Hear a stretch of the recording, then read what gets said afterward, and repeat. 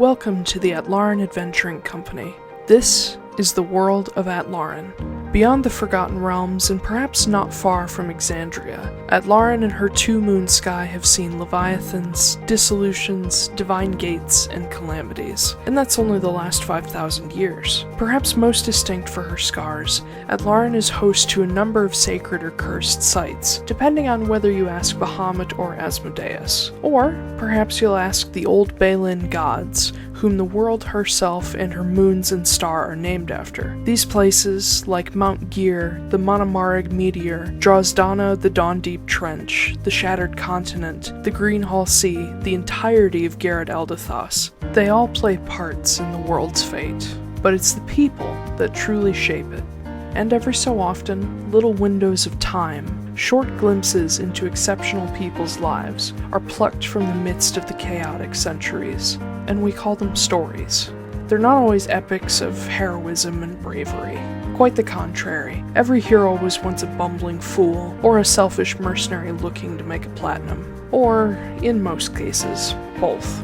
And that brings us to our particular window in time, following in the footsteps of a scorned bard and her unlikely lone wolf companion. Or perhaps lone coyote is more apt.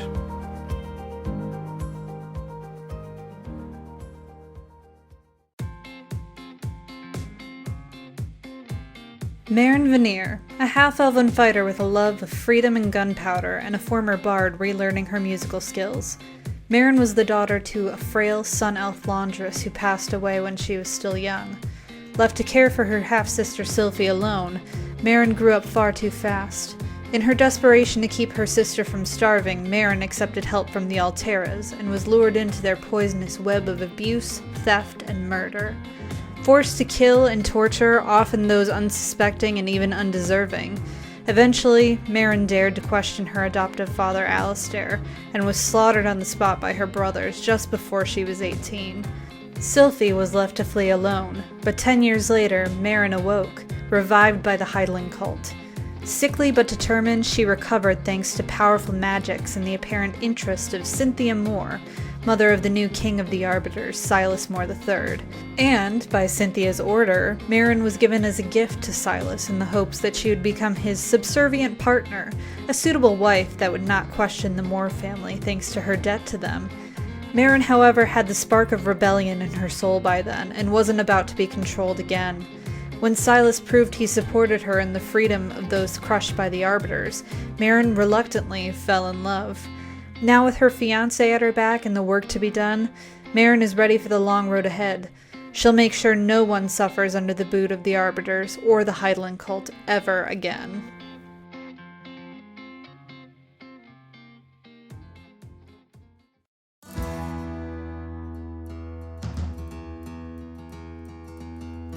Kit, just Kit, a shifter or elucier of the Coyote Totem and mildly devout cleric of Savros, the Balin god of mischief and wanderers. Originally hailing from Amnoblin as part of a group of natives called the Manamar and Dulmarig, Kit's people have always been harassed by the Skull, or outsiders who seek to take their ancestral lands and waters.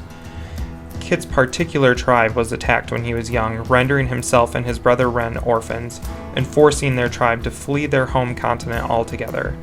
They found refuge in Iroquel, but struggled to adjust to the change from subarctic to equatorial desert. Trusting in the sacred Mount Gear, heart of the world, to watch over them, Kit's people settled in the northern savannas. But Kit never settled. Aimlessly causing trouble to Skull and taking mercenary contracts to send money home since he was 15, Kit has become a person of interest to the Guild of Wardens, enforcers who help keep the common laws. Thanks to Dana Fioris, a former troublemaking comrade who eventually went straight and became a warden herself, Kit has quite the dossier with the wardens, and rarely struggles to find work at their guild. And now, alongside Sylfie, Kit has his own scores to settle with the Arbiters, though breaking apart an organization of kidnappers and slavers would be reason enough to destroy them.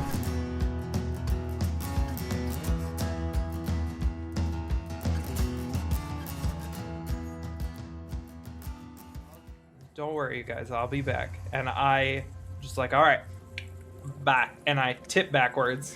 Yeah. And I dive into the water and go as and I start swimming downward, and I'm gonna go as far as I can, and then I'm gonna wild shape into a giant octopus.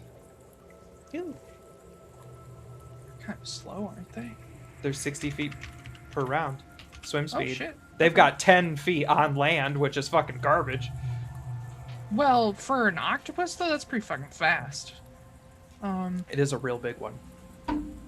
You become a giant octopus. Okay. Yeah, giant octopus. Giant It's got a CR of 1, which is the highest I can do.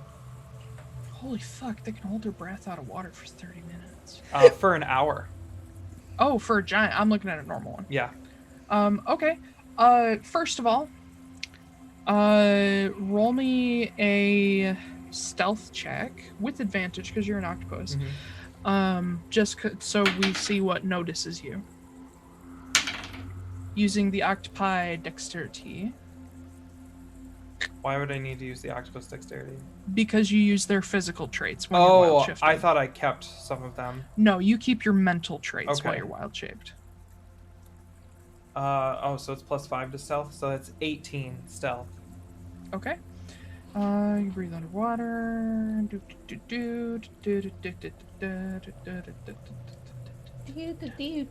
And then also make me a perception check with the octopus. With your stats, because perception is wisdom. Okay. Oh no. That was a natural 1, which brings me technically to 9, but it's still a natural 1. Okay. Good to know. So you begin swimming down and down and down and down. And I figured since octopus are soft-bodied and can live in that kind of environment, that I could just keep going. Yep, there are giant octopi down in the deep dark deep down, so... In the deep dark deep down. Giant octopus. 5e. But they cannot see in the dark. I have dark vision. You do? Yes, dark vision for 60 Where? feet. And my passive perception is 14, yo. Where does it say that? I'm looking at it on Roll20. It's like a cutout out of the book. You do? Alright, fuck. Great. Good job. I thought this over. Nice. Alright, so you just go as fast as you can. Fast as I can. Whoop, whoop, whoop, whoop, whoop. Ew. That's what it would sound like out of the water. Yeah. But you keep going and going and going and going and going. The Energizer Bunny. Yep. And you keep going. And you keep right on going. Just keeps on going. Yeah. No, I know it's going to take me a solid Long time. 35 minutes to get to the bottom of the ocean. Yeah, if that. Is there anything that Marin and the crew do above water while Kit is gone? Knowing that he will be at least an hour and a half. They play Parcheesi.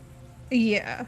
They play bocce ball on the deck. Bocce ball. They play shuffleboard. The shuffle. Oh no! But if they play bocce, like the target ball will keep moving because the ship is rocking back and forth.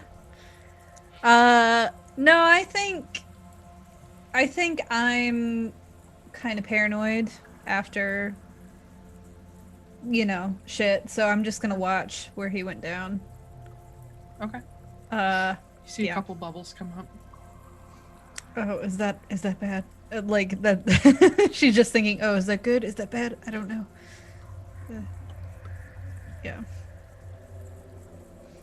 Kit keeps going. And going. And going some more. It's getting dark. It's getting real dark. You can still see around you, but it's kind of alien being out this far in the ocean and seeing nothing. No creatures. You don't even see whales here. It's too deep. They should be here. Specifically because it's fucking deep and they can eat krill out here. But and it's also warmer than you expected. Which should mean that there should be a lot of life in the area, but there's just nothing. You keep going. You don't even see like little things. Just nothing. And there's no terrain to see, it's just open water. And it's getting darker until you can only see around 60 feet, but it wouldn't matter anyway because there's nothing to see. You keep going. You Is think Maz you see with something? me? Huh? Is Maz with me? He is below you. He's leading you down. Okay. You catch a glimpse of his tail every so often, but you're pretty much just going straight down, so you don't need to see him all the time. You think you see something at one point, you realize it's just like a particle. And it's like, oh, that was interesting, keep going. And then at some point, you see light below you. Very dim, distant, orangish light. You said it's getting warmer? It is warm. It's not hot, but it is warm. It's like tropical ocean warm. Gotcha. Which should not be the case out here. Yeah, especially this deep. Yes. Should be getting colder. It is not getting hotter, but it is just warm all the way down. Okay. And as this light gets nearer to you, probably within, like, considering how far light filters through water, probably when you're within 200 feet of the source, you start to realize there are multiple sources. It looks like lamp posts along a street. And as you get closer and closer to the bottom, the light sort of filters out further where you can see a little bit better. And you're looking down at a partly ruined and partly like settled with like sea gook street, a cobblestone street. And you see buildings frozen in the water, like how the Titanic was just sort of frozen in time with like stuff draped off of it. The just like weird bioluminescent plant life drifting off. And you realize that a lot of the light you're seeing is attached to these lamp posts, but the lamp posts aren't lit. They can't be. They're all broken. It's plant matter attached to lamp posts in the side of buildings. This strange orange luminescent, it almost looks like underwater fungus and coral mixed together, that's just growing wild on especially metal surfaces, it seems. And it's just everywhere, to the point where it's almost like looking at a city lit up in the middle of the night by flame lanterns. And as you come to the bottom, and Maz has sort of come to hover just above the bottom looking around, you see all of these once beautiful timber frame buildings just sort of frozen and slightly rotten underneath the water. But the thing that strikes you most is the fact that you see bodies. You see people just not rotted away, just frozen. Some of them suspended mid-water, some of them laying against the bottom. It looks like they just died. Some of them have, like, stuff growing on them, but they don't look like they've been eaten away. And you're looking up this street, and you see some buildings are damaged and collapsing, but some of them are in perfectly pristine condition, as if they didn't sink into a 4-mile deep crater in the middle of the continent and then get drowned. And far, far ahead, you see a large stone wall, partially crumbled, and a huge closed portcullis gate. And the armored bodies of guards in these gold and green uniforms, sort of like holding on to the gate, dead, as if they were trying to hold it down. But everything is silent. The only movement here is you and Maz. Sleepy. I'm gonna give an octopus nod to Maz to like continue on.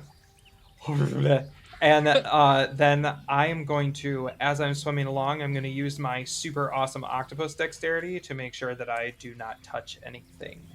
Yeah.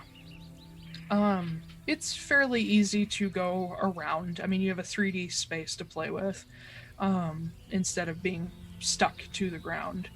And you do have to go over the wall to get into this central district. And it's not hard to figure out that this was the council or guild ward that the navigator told you about. You do see the giant black stone obelisk, a single gigantic piece of obsidian carved into, well, it's an obelisk, so it's kind of the shape of the Washington Monument, but one solid piece. It's about 50 feet tall. And it sits in the middle of a fountain that has sort of like a four-petaled flower shape, and each of the fountain heads is an actual like carved stone head. One is a dragon, one is a horned demon, one is a wolf, and one is an eagle. Okay. But you imagine at some point this was a beautiful centerpiece. There are strangely different styled buildings all around this central sort of market circle, and some of them are made solidly of stone and draped with these faded but still legible banners that sort of show the guild crests. You see one that has sort of the classic crossed pickaxe of a miner's guild. You see another that has the scales of a merchant's guild. But the one that catches your eye most is one that has a sapling motif and is set in green and gold, much like the guild guards that you saw. And beyond that, you see the about 3-story high ruins of a massive round tower with a rectangular hall coming off the front. The front part of the hall has been just disintegrated in almost a perfect like scoop shape, like something took out a circle of area or a sphere. And around this area, you see a number of what you can only imagine are dead druids, whose bodies are just suspended as if they just died. You do see a couple strange animals in this area, ones that wouldn't be native to Harris, and you can guess that these may have been druids, but you can't get why they didn't shift back when they died, because they're supposed to. But just strange looking animals. You see strange plants, dead but suspended here too, probably from inside the tower. But potentially the most striking thing you see is what appears to be a petrified figure, a stone figure of a beautiful, angry looking woman standing with sort of this grimace on her face and an arm held up in front of her, and her other hand clenched as if she was holding like a staff or a sword or something. She has this long hair that's sort of blown back from her, and she's in this shoulderless dress that just sort of drapes around her, and all of it's just been petrified in place. She looks familiar, but you can't place her. And whatever she was blocking herself from is not there. But it appears to be what was ever in this area that carved the sphere out of the front of the hall. And you see beautiful stonework inside the hall. You see wild growing plants that were once alive, like moss and ivy climbing the walls. And this is the first time you actually see something alive, other than Maz, when you see what appears to be some kind of eel just slowly slithering its way through the hall. It's pale white, and you can guess that it's probably blind, being a creature that lives this deep. But it's just slowly winding its way through the hall.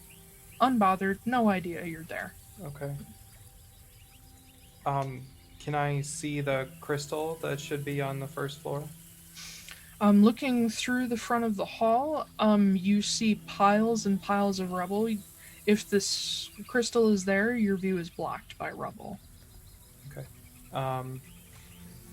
I kind of look to Maz and like give him another nod, like to lead me forward. Just wiggles his way along. He comes to the edge of the tower where this petrified woman is standing, and he stops and like turns toward her, still just kind of like wiggling in place. And then he continues on. The eel inside the hall startles as Maz gets closer, probably within about 50 feet, and it just zooms off into the darkness. With him leading you, you get to this massive pile of rubble where the rest of the tower has just collapsed on itself. And you see a very faint glow coming from within the rubble, just sort of peeking out in between the cracks. Okay. And Maz swims down and grabs like a little piece of stone with his mouth and just throws it. I'll start. Just like, you know how goldfish rearrange Yes. the pebbles in their tank? That's what he does. He just spits it. I will go down and I'll start pulling all of it off there. Yeah, just tentacles everywhere.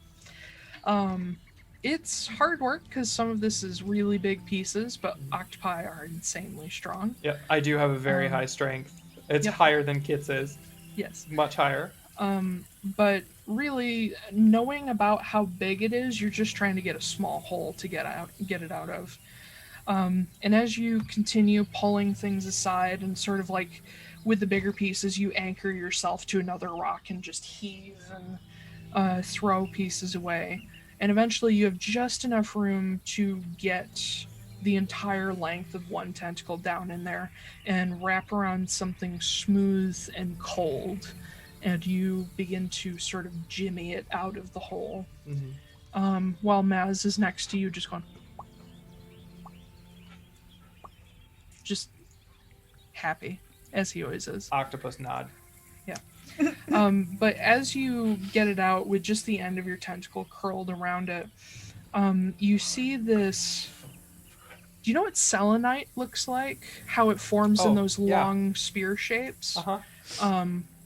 It's sort of a cylindrical, not quite like an octagonal cylinder, but a lot of facets on the outside. Mm-hmm.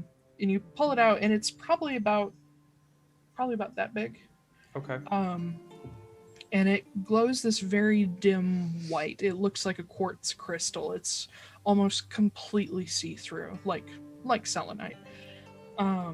And as you pull it out to look at it with your big octopus eye, you notice with the other eye that eel is glancing through one of the windows, just watching you, even though it's blind. I use ink cloud to to just 20-foot sphere basically of ink. Okay. So 20-foot radius, heavily obscured for 1 minute. Mm-hmm. And I can also use the dash action. So as soon as I let the ink out, I like dash. I double dash. Being careful not to touch anything, especially that bitch out front. Okay. Yeah, you just get the fuck out of there as fast as you can to leave the eel to figure out where the hell you went. And as you go out the front past the statue, you see Maz like stop and look at it again and then just keep going. Like, nope. Fish don't emote, but he seems curious. I don't care. He can touch it. I'm not touching that bitch. And you're just off into the distance. Nope. I know exactly who the fuck that is. I'm not touching that. You do lose Maz. He doesn't follow you. That's fine. But you just all the way to the top. being that it didn't take you long, I would say probably just as you're getting out of the dark zone, the midnight zone, as it's called, you flash back into Kit, and you're suddenly I hit. spent 4 hours down there? How long can you stay in Octopus? 4 hours? Never mind. I was thinking of the daylight spell. No, it's half my level, so I get 4 hours. Okay. So, and you're going fast enough that when you get to the surface a half hour later, you just sort of pop out of the water a little bit. I'm just gonna like do that, just like crawl up. And, yeah, like giant octopuses coming up the side of the boat. You can definitely find the ship's ladder and do that. So yeah, everybody suddenly just like yells like, "There's an octopus! There's an octopus!" No, hold on. I'm pretty sure this is the octopus has ears. Yeah. Well, I mean, some octopi do. They have those little thingies. Well, his have fur on them. Yeah. Octopi don't have fur. Oh, okay. You know what? It's flavor. I don't care. Fur octopus. It's also the same color Kit usually is. Yeah. Although I can ripple the color, so. Yeah. Sorry. Yes, a giant octopus It's fine. flops itself on deck, holding a bright, clear, almost glass clear crystal. I put the crystal down on the ground. You cannot. I cannot. Question then, when I turn back from wild shape, I only have 4 limbs and an octopus has 8. So I'm aware. God, what's it going to be stuck to? Okay, so I can't put the crystal down. Awesome. So I will drop wild shape, turn back into myself. The crystal falls on the deck, not attached to you anymore. Okay. Sai, do we want to put that somewhere safe? Don't touch it. Does anybody have a glove? You do notice the wind has begun to pick up. We're gonna want somebody to be in charge of that. Does anybody have a glove? Silas I always have wears gloves. Can I have your gloves, Silas? Both of them, please. Thank Takes you. them off, hands them to you. Gloves. I will reach down and grab the crystal. Okay. It is extremely cold. Okay.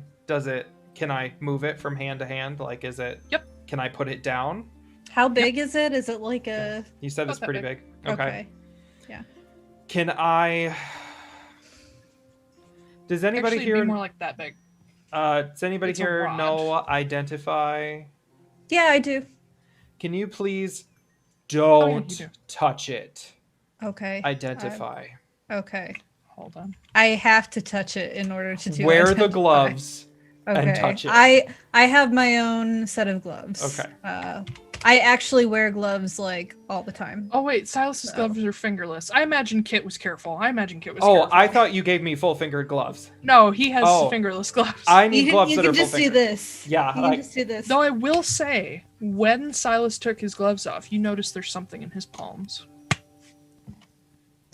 Wait, is that something that I have seen before, or?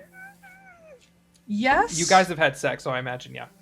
Yes, but he never shows it when he can help it. So Okay. when Can I he gives his perceive gloves to see over, what they he are? does close his hands. He Oh. like folds them in front of him. Ah, You can make a perception check. I will. I don't know. Maybe he fucks with gloves on. I don't No. know. That would be He's something. not Tiny Tim. It's 17. 17. They're probably not tattoos, though they are dark. It's the black spot. One of them appears to be, you don't know what they represent, but they're both circles.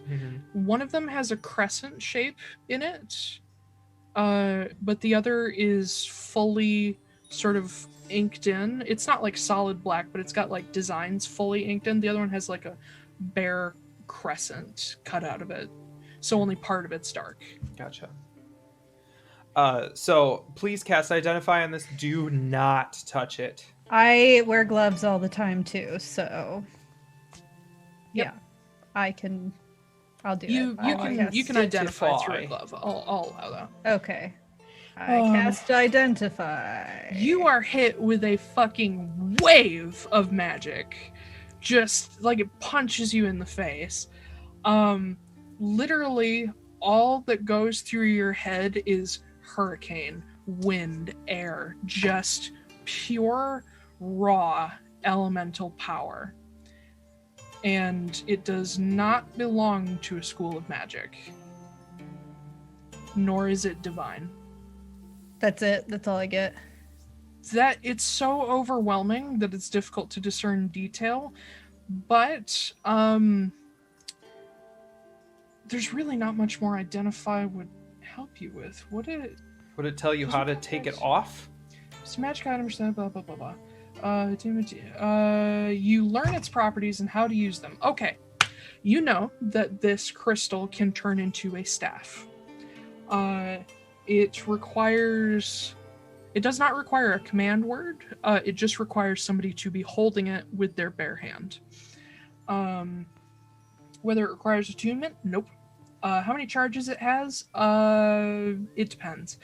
Learn whether any spells are affecting the item. Yes, the Hallow spell is affecting it. If the item was created by a spell, technically yes. It was created by D&D 5e. So it was created by a version of Magic Jar. Oh no. It's just like a container. It's a fucking of... phylactery. Yeah. It's not. It's a Horcrux. Yes. Yeah. Yes. It's a Horcrux. It's a phylactery, which is basically what a Horcrux is. It is technically, yes, a form of phylactery, but it doesn't function the way Soul Jar does, which is, if you remember from Critical Role, Halas used Soul Jar and accidentally sealed his soul out of his own body. Yeah. This takes a piece of the soul, like a Horcrux. Yeah, that's a Horcrux. It is one. You will also learn that it is one of currently 7. Yeah. Used to be one of 9. Cool. Ooh, that would be such a good book title. 1 of 9. Ooh, sorry, that just That's hit okay. me. I actually got the idea from the movie 9. I might actually write that Which down. one? The musical one with the or the one with the sock little puppets? burlap Yeah. character. Oh, the sock puppets Yeah. was cute. Yeah, I loved them. It was such a sad movie. That one of was my favorite Corey and I's Halloween first movie that we ever saw in theaters Aw. together. That was Wow, that Yeah. really That's- sums up your relationship. That's a really good way to start a relationship, though. If It you can agree, was. if you can agree on the movie 9, like Yeah. keep them. Yeah, no, it was a Yeah. great movie. Yeah, it was a good movie. So I don't remember underappreciated. anything about it, but because we haven't 9 seen of it the since burlap then. people die, Yeah, It's just really basically. sad. Yeah. and one of them Um, is Elijah Wood. Yes, that's why I wanted to go see it because I loved Elijah Wood. But yes, you learn all of this about the Heidelin crystal. Its specific name. The Gaoitheheid. Hold on, I don't remember if that's this one. Yeah, Is it the Gaoitheheid? yeah, the Gaoitheheid is Gale. I always think of it as Gale, so Gaoitheheid makes sense to me. Nope, that's Olgar Heidelin. I need the fucking staves. Heidelin staves, the hurricane staff.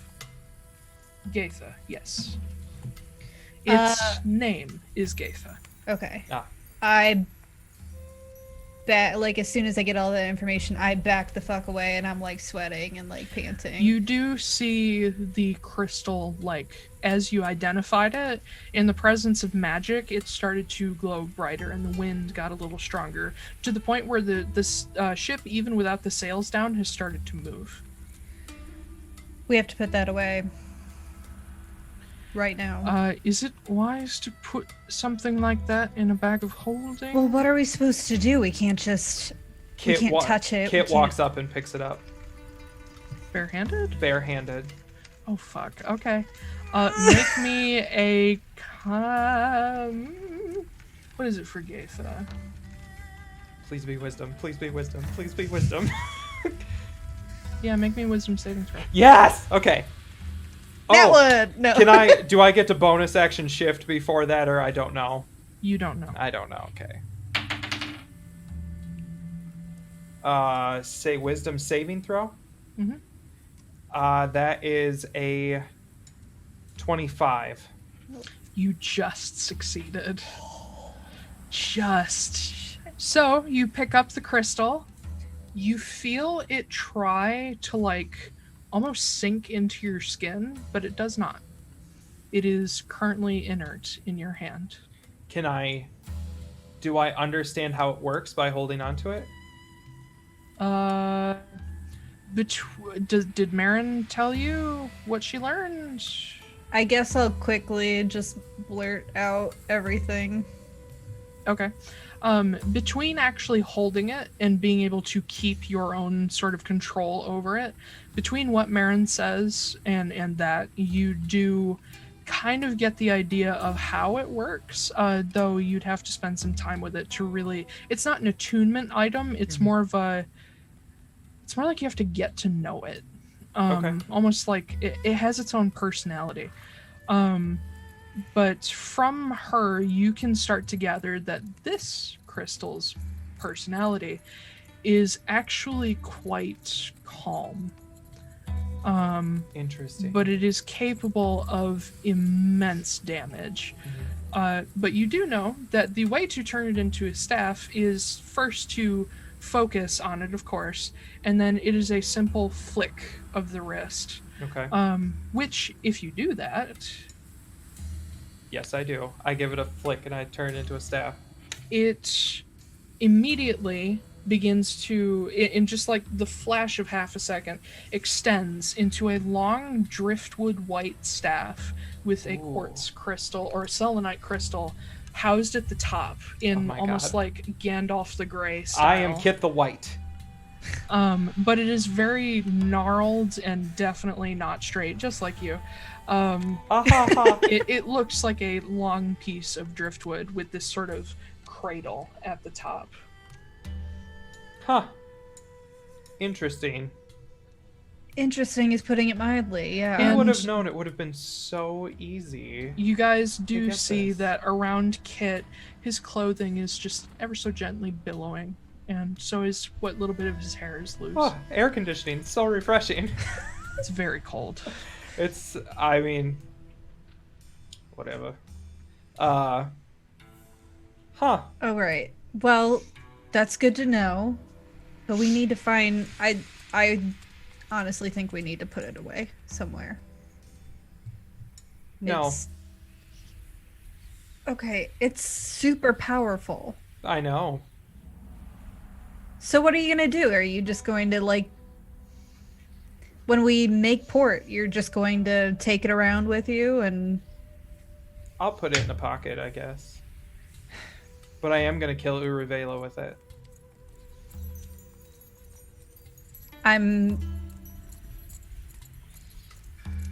Okay. I can't stop smiling. I'm like so fucking happy this worked.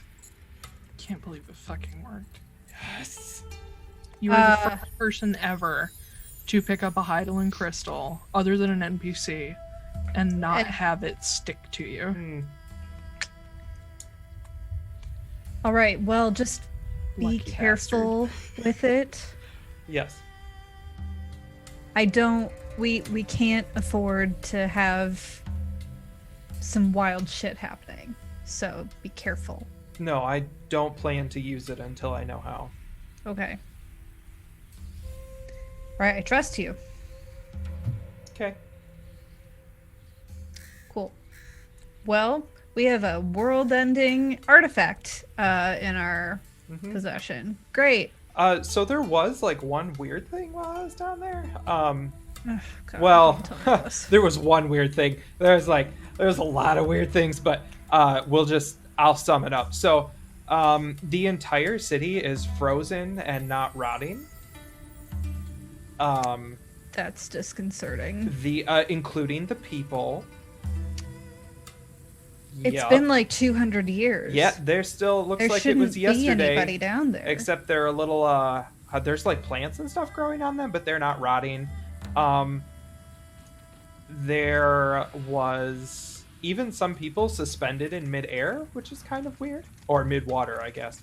And there at the base of the Druid Tower, there was obviously like a hole carved out of it from where the staves all met. But there was a woman standing there completely made of stone. Everybody else looked to be people and flesh and stuff, but she was made completely of stone. Kit knows about the goddess, right? About Sanka. Mm-hmm. I think that was Sanka.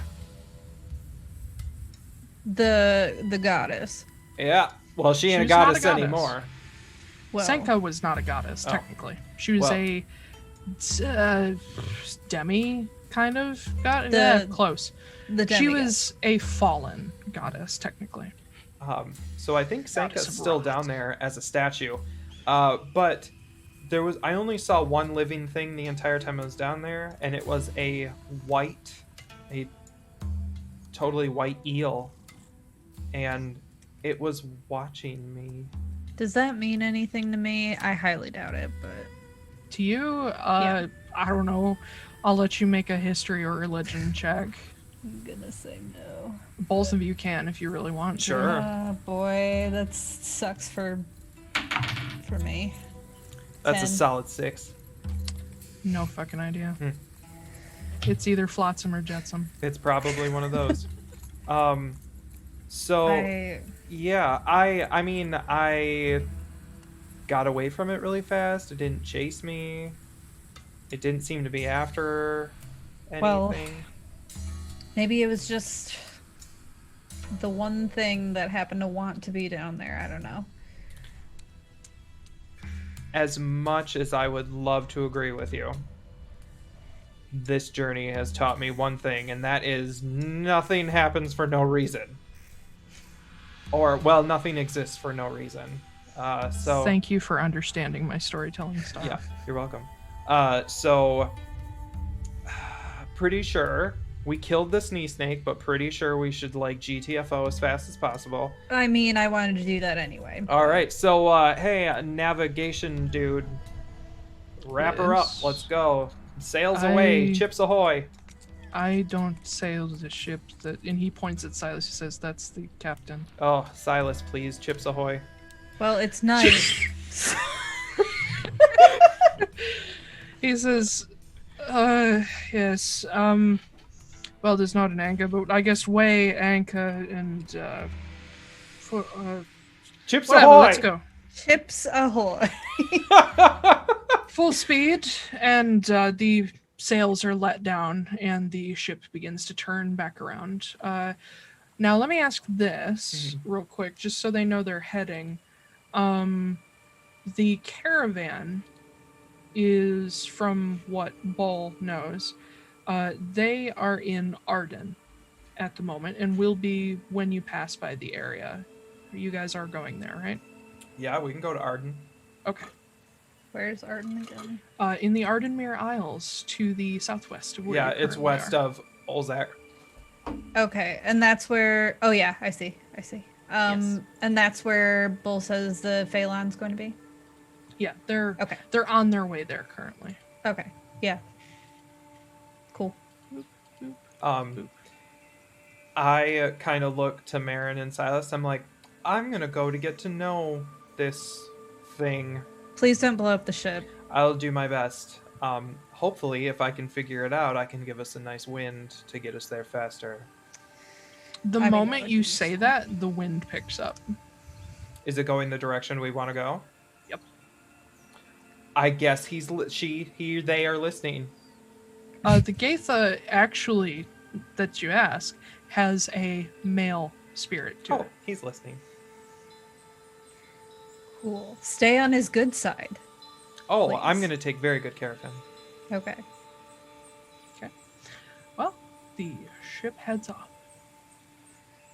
You have 1, 2, 3, 4, 5, probably 11 days to get to Arden. 11 days! If I give us a good wind all the way there, can we go a little faster? You can probably get up to like 15 knots without breaking the ship. Mm-hmm. Because any faster, it's not built for high winds. Mm-hmm. The high wind. Yeah, you make your way along, and you do notice the whole way there's a pod of whales following you. Huh. I'm gonna kind of meditate to Whale Mom a couple of times and be like, hey, what's that about? No answer. She doesn't speak your language. That's true. Maybe I'll go out to the edge of the ship, Mm-hmm. and I'll like hold my ring out, and I'll be like, whales, whale, whale, whale, whale, whale, whale. Go away, whale. Go away. You command them to go away? Well, Why? what if I command them to be like, what do you want, whale? Tell me what you need. You see just a come out of the water. These fucking whales don't speak English. God damn these whales. Do whales speak shark? What if I turn into a shark and go talk to the whales? They do not speak shark. Do they speak giant octopus? No, they speak whale.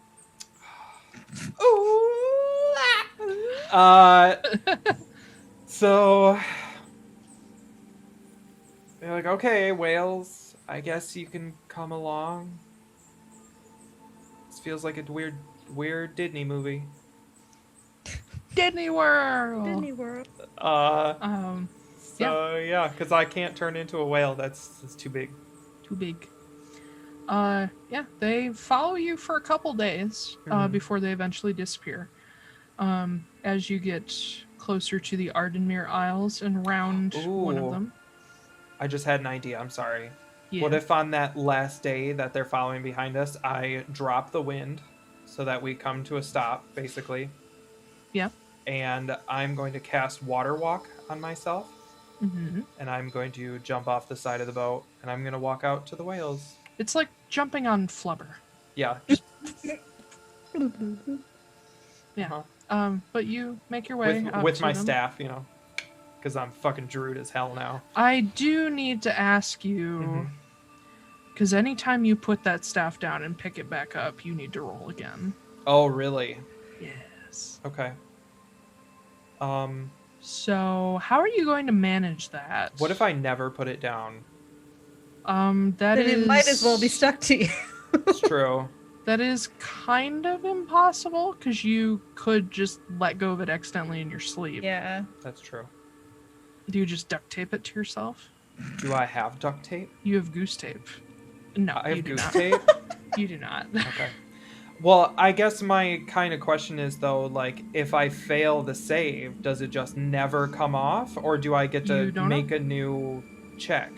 You don't know. Well, I guess eventually I'll probably fail the save. But I'm probably going to keep it on me every day. Make me another wisdom saving throw just for Okay. fun.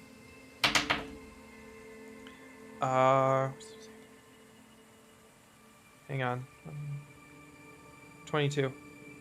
That will not do it. Okay. It's a 25.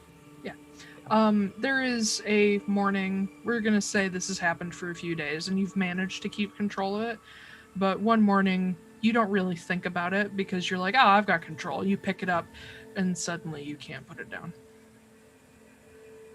Whale? Whale? Are the whales still there? Yeah, they follow for a few days. Okay. I'm still You going to want- give it a flick and turn it into a staff and just be like, whatever, deal with it later. And cast Water Walk. Okay. You jump off the boat, go padding out to the whales. They stop as you approach, and they just sort of hover there in the water. Do you guys need something? Anything They're I just can there. help you with? They're just there. Good From talk. everyone. Good talk. Good talk. Can I like look in the water? Do they look weird, or do they have any weird markings, or they just look like whales? They look like a pod of humpback whales. Oh, well, cool. I'll walk over. I'll give one a pat, Pat, pat. and then I'm gonna go back to the boat and be like, "You guys are terrible conversationalists."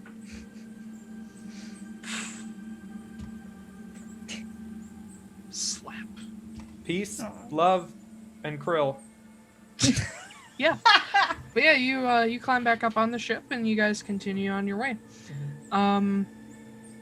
Once the staff is attached to you, you do notice after a couple days, the tips of your fingers are turning black. Oh no! What if when I notice that it's stuck, what if I wild shape into something without hands? The staff disappears. And then when I drop the wild shape, It's back in your hand. so It even though counts it worked as- with the octopus, it doesn't this time? Well, with the octopus, it attached to your octopus form. But as a druid, when you wild shape, your equipment disappears. Oh. It counts as equipment, technically. Okay. Well, do my fingers feel painful? Nope. Yeah, fuck it. Okay. Yeah, you're not gonna say that when your fingers fall off. But Necrosis. Can I try talking to Gaitha and ask him to let go? How do you talk to him? Well, you said I can hear the voice. It doesn't have a voice. You said it had a male voice or a male spirit. No, I said a spirit. Oh. I don't know. Can I just try to communicate with it somehow, mentally? What do you say? Hey buddy, can we work together?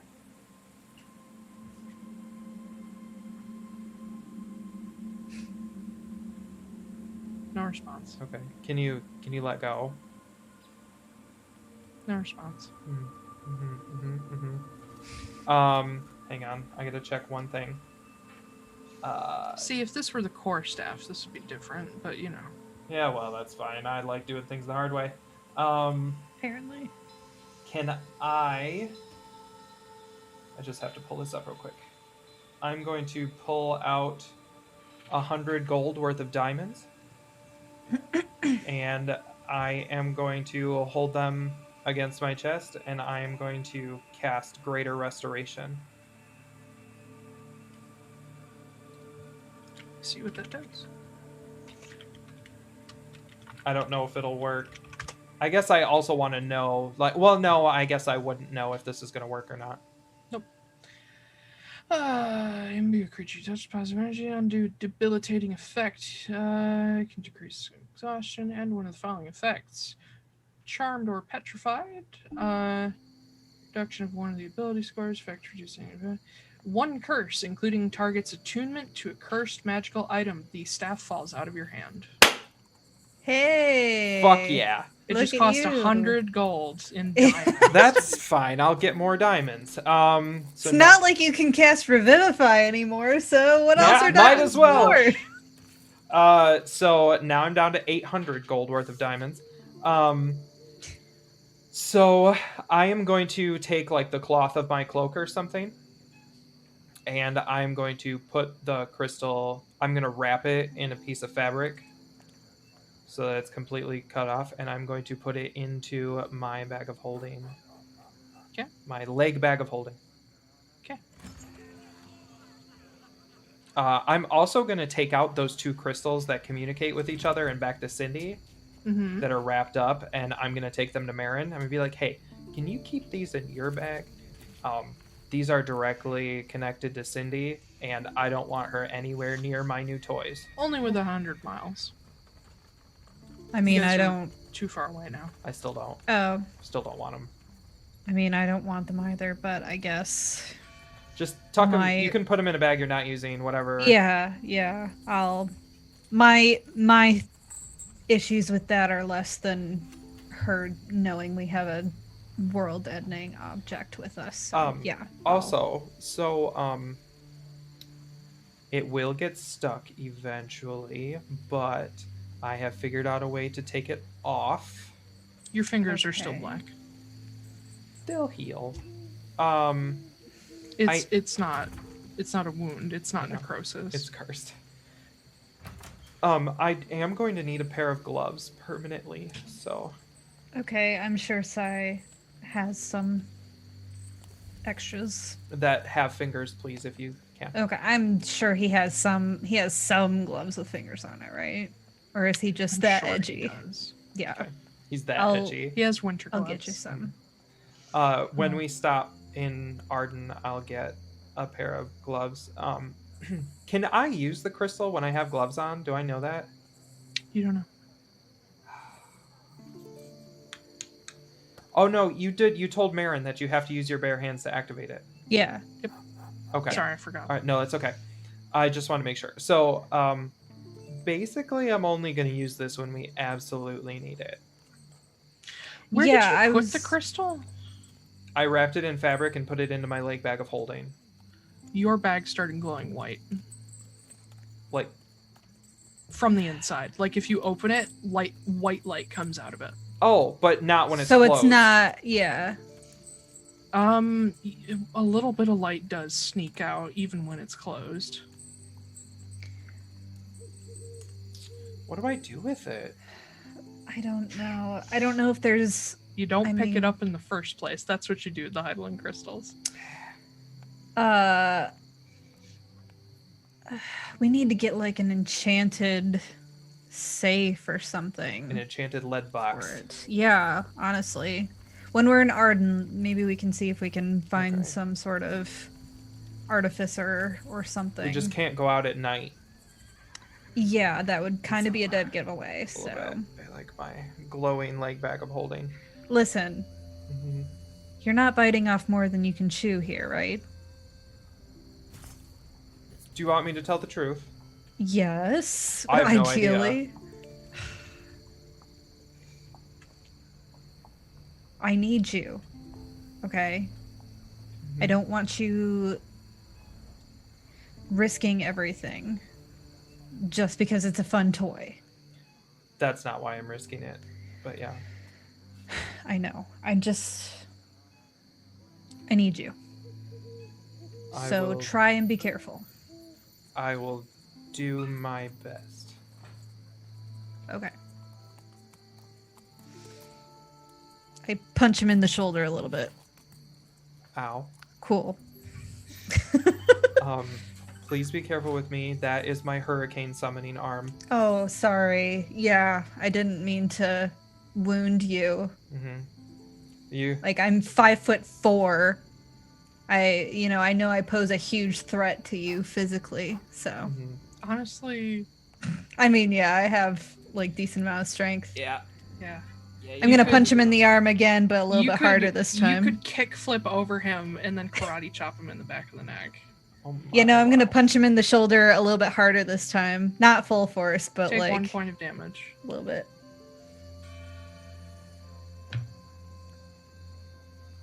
I will remember this. Okay. I have By the no way, doubt. oh, sorry. Go ahead. No, I said I have no doubt. That's it. Kit, next time you reach into your bag, I need you to make me a wisdom saving throw. Do I have to make it right now? Next time you reach into your bag, Ugh. which I imagine will be fairly soon. Oh my god. Sure. I'll just make it now. Okay. Natural 20 for 28. Hey. You reach in, no matter what you're going to grab, you pull out the crystal. But it's not attached. Oh no. But your bag does stop glowing. Oh god. Okay.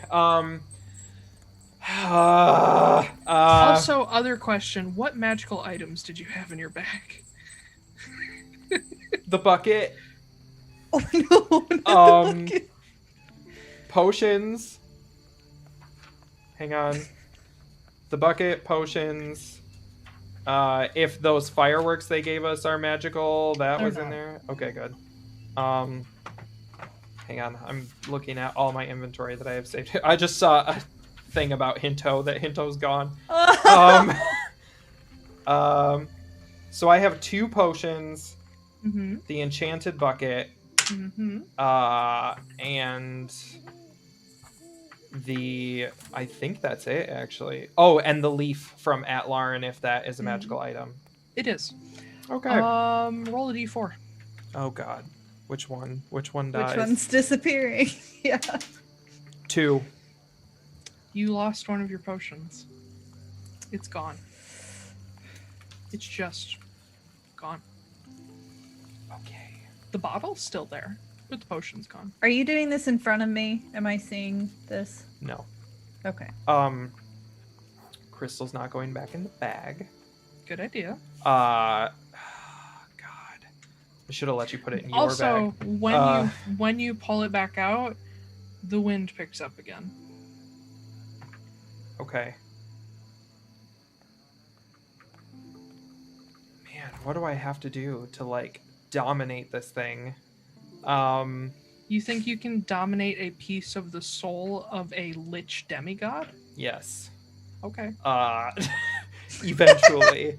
When you're level 20, maybe. Can I cast a spell on an object? Oh, this says you can place a command on a Technically, creature. Is it a creature or is it technically an object? Because there's a soul in it. That's worth some debate, actually. Part of a soul. It's not a full soul. Let's talk about this. Part of a soul. And considering, okay, without giving anything away, to you. It can't. Considering what the crystals actually do when activated, technically, yes. It's a creature? It's a person. Yes. Technically. Technically. Very technically. I'm also saying yes because it's fun. Yes, I'm gonna and is try way something. more fun than no. I'm going to try something. I still have the crystal in my hand because I saved. Uh-huh.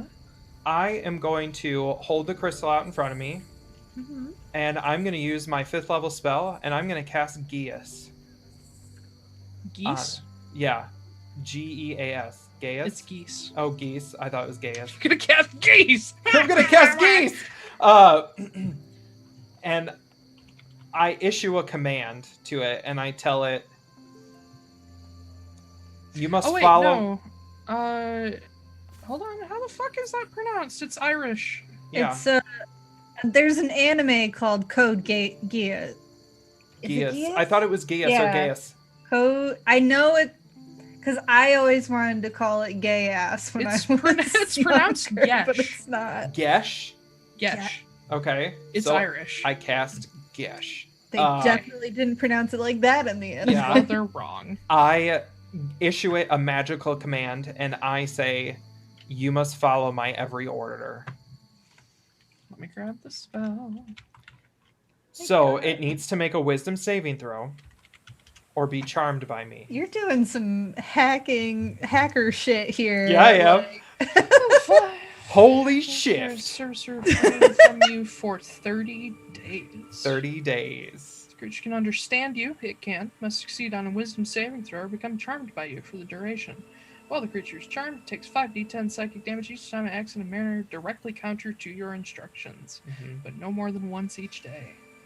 A creature that can't understand you is unaffected. Any command you choose, trigger an activity that would result in certain death.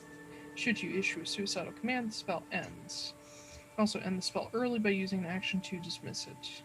A remove curse, greater restoration, or wish will also end it. If you cast it 7th or 8th level, the duration is 1 year. Yeah, so if Damn, this works, I could cast it later. Let me grab Olgar Heideland's stats. I have not used these. You're just hacking in the since Matrix 2016. This is what I'm trying to do. I'm trying to hack the shit out of this game. Ben is very good at hacking. Uh-huh. What's the DC? 16. 16. here. That's kind of not great. For... I rolled a 16. Oh, so obviously Yeah. it Plus saves. 6. Yeah, it saves. Okay. So, no. Yeah, you cast the spell. You when you cast spells on people, especially charm effects, you usually know when they take. You can almost like feel their presence. You feel it hit this presence, and then in the distance you hear a clap of thunder. And anyone who's outside immediately notices the wind pick up very strongly. And the sky begins to turn dark. I run to the top of the deck, and I flick it into staff form. Uh-huh. And I'm like, stop. No. Stop. Bad storm. Stop. Bad storm. Tap. No. Yeah, both hands just like, no. Jerk off the staff. Yeah. He's just like doing the shake weight. And it's just God. Oh my God. But as you're like banging it on the deck like Nanny McPhee, you see behind the ship, probably several miles away, you start to see the clouds turn and turn. Damn it. Oh no. And you hear a voice. Who do you think you are? Oh no! And that's where we're gonna end the session. Ben, you broke it! You broke it! Well, we only have to wait until tomorrow for me to try again. No! Oh my God. Hurricane stuff, baby. Marin's just like, hey, you're not biting off more than you can chew, right? And you're like, no! Hurricane! Yeah.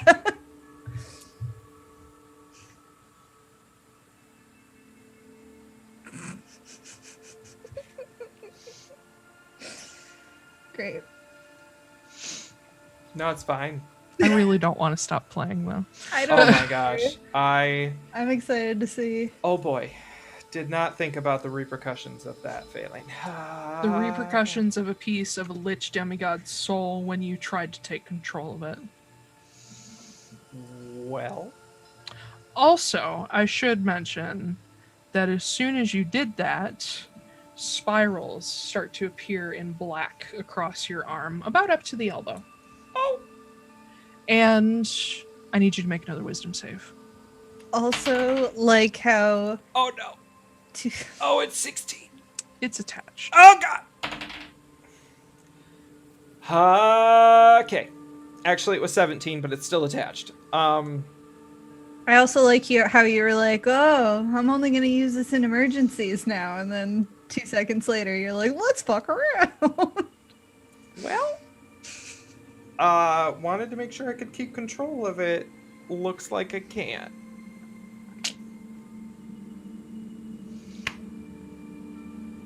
You can't control a piece of the Calamity. What are you talking about? I mean, I could try. You'll fail. Well, I tried, though. That's what really matters. And now we're all Is going to that die, what and it's really matters? totally kind of my fault. Hope you enjoyed playing Marin for one round. Yeah, thanks. I mean, you guys are close enough to land that you might survive even if the ship sinks. You guys aren't quite to Arden yet. You're actually... Let me redraw the line to where you actually are. Doot. You're about here. So yeah, you could survive, maybe. Just no ship. Oh, cool.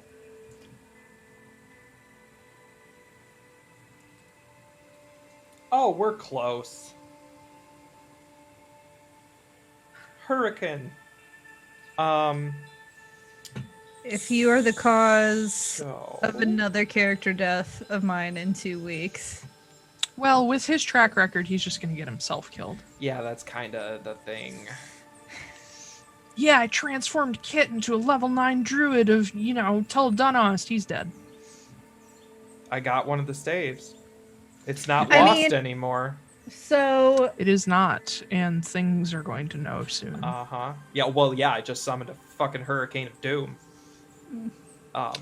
Oh, I feel really bad for all the people who live on the Ardenmere Isles. Sorry Ooh, about you your just luck. killed a lot of people. Oops. Well, the good news is we are on the ocean, and Dhul'thair might be helping you out a little bit, but... Ooh, I could ask for help from her. We'll see if she does anything. Help me, Whale Mom. Help me, Obi-Wan Whale Mom. You're my only hope. You're fucked. Yeah, we can't keep dying. we can't keep doing this, Daniel. Man. Staff is stuck. I'm gonna write that down. Staff stuck. Staff stuck. Hurricane forming. Whale Mom nowhere to be found. Hurricane brewing. Skin clear. Crops watered. Weird arm spiral. Multiple. Cool. Yep. I'm ready for this. Bring it on. Yeah, well, I can't exactly shoot a hurricane, so I don't know how great it's gonna be for me. To be fair, I just blew my 5th level Splat. Spell slot. And I... Gotta hate that word. I know, and I can't cast Maelstrom now to try to, like, do it in the opposite direction or something. So, yeah. You fucked. You fuck? I could love cast playing with Ice you Storm guys. into it. I love playing with you guys. You make such bad decisions. Yeah, we do. And I made anytime no I say decisions. the phrase, you don't know, you keep going. Yeah. That's him. Don't talk to me. No, you did it too at one point. You just And haven't then done it as Marin yet. My lesson. Okay, I wouldn't say I learned my lesson, but... What'll this do? You don't know. Okay. Curiosity killed the cat, but satisfaction didn't save it from the hurricane. Well, that was a fun game, you guys. I had a really good time on this campaign. I can't wait for the next one. Why? What? Seriously, lucky number 13. Good job. Thanks. Yeah. Guys are going to have a TPK within a session of losing Sylfie. No. Bye, everybody. Please. I can't emotionally handle that. We'll see what happens. Mm. But yeah. Oh, and Kit doesn't have Revivify anymore. Somebody died, they did. Oh no. Oh no. Oh shit. This Bubble. is great. This is wonderful. I'm thinking of Mia because she's Oh. small. Oh no. Oh, she's just gonna fly off into the sunset. Oh god. You're gonna make me kill my NPCs. You just fucked everything. Oh god. Thanks. I want to keep playing because I want to know what happens. Same. Nah. I We mean, have we to have at could. least one more episode. It's only 9:20. We could We just could keep playing. if you want to. Want to? Can we take a 5-minute Yes. break so I can pee, please? Yes, Okay. absolutely. Okay. All right, All right. we're gonna go long, so we'll be right back in like 5-10 minutes. Yeah, I'll put Okay. us on. Be right back. See you guys in a second. All right, and we're back to this terrifying hurricane episode where we're probably all gonna die. Yay. Yay. We'll probably split this episode into 2 parts. That might be a Just good idea. cause. Oh, you brought the ship back out. Oh boy. Well, yeah, you need it. Oh boy. 'Cause we have to fight a hurricane. We have to fight a hurricane. Yep. I mean, you have to survive a hurricane. True. Well, okay. Oh, I just remembered. Shaw. The last time we made it through a hurricane was because we had a druid to guide us through it. You had an extremely powerful druid with the Yeah, right spells. And we also still lost the captain, and he's out drowning somewhere as we speak. I think He's been he's down already for a very long time. drowned. Oh, I Yeah. gave him water walk though. That lasted an hour. I thought he'd maybe walk through. In a storm. I was hoping he'd be able to get through. In high winds, that would probably throw him off his feet anyway. I tried. Sucks to suck. Well, time to kill everybody. All right. No, please don't do this to me. I'm gonna genuinely, truly, I don't want to, but this is just what happens. I don't want to kill you, but when you act this way, this is what happens, said every When abusive you act parent. this way. Yeah. When you act this way. Well, I am not saying that this is entirely not my fault. What does that say? That's the Naughty. thing they wrote last week. Yeah. Perfect. Let's do it. I'm ready to die. It's a good day to die. Actually, I should attach that to my dice. I have another character. I'm ready. Ready. You both have other characters. Fucking pumped. I can't. Okay. I went through so much to switch over to Marin. I'm just like... So I hope you enjoyed your guns for like fucking one round. I did, actually. now use them to kill Kit because he just killed you. Right. I just bought a brand new set of dice for this, and now I'm gonna have to retire them already. Kit, I believe you were below decks, so... Yeah, but then I rushed up and I was like Yeah, smacking it on the he thing. I was ran like, out. no. Yeah. So you're like here, just out in the open, smacking it on the deck. Everybody sees this, and everybody also sees the hurricane forming in the distance. I'm And, running over to him. Well, Marin, next to you, as Kit runs out with the staff, you see Silas just go... I run over to him. What did you do? I tried to make it do what I wanted it to, and it talked. It said, "Who do you think you are?" And Great. That sounds bad. I'm just like, I've got it, and I'm like smacking the crystal on the deck. I'm like, please stop. Stop it. That's not going to change anything, I don't think. It's not listening anymore. It's Okay, also okay, stuck. okay, I can't okay. take it off. Wait.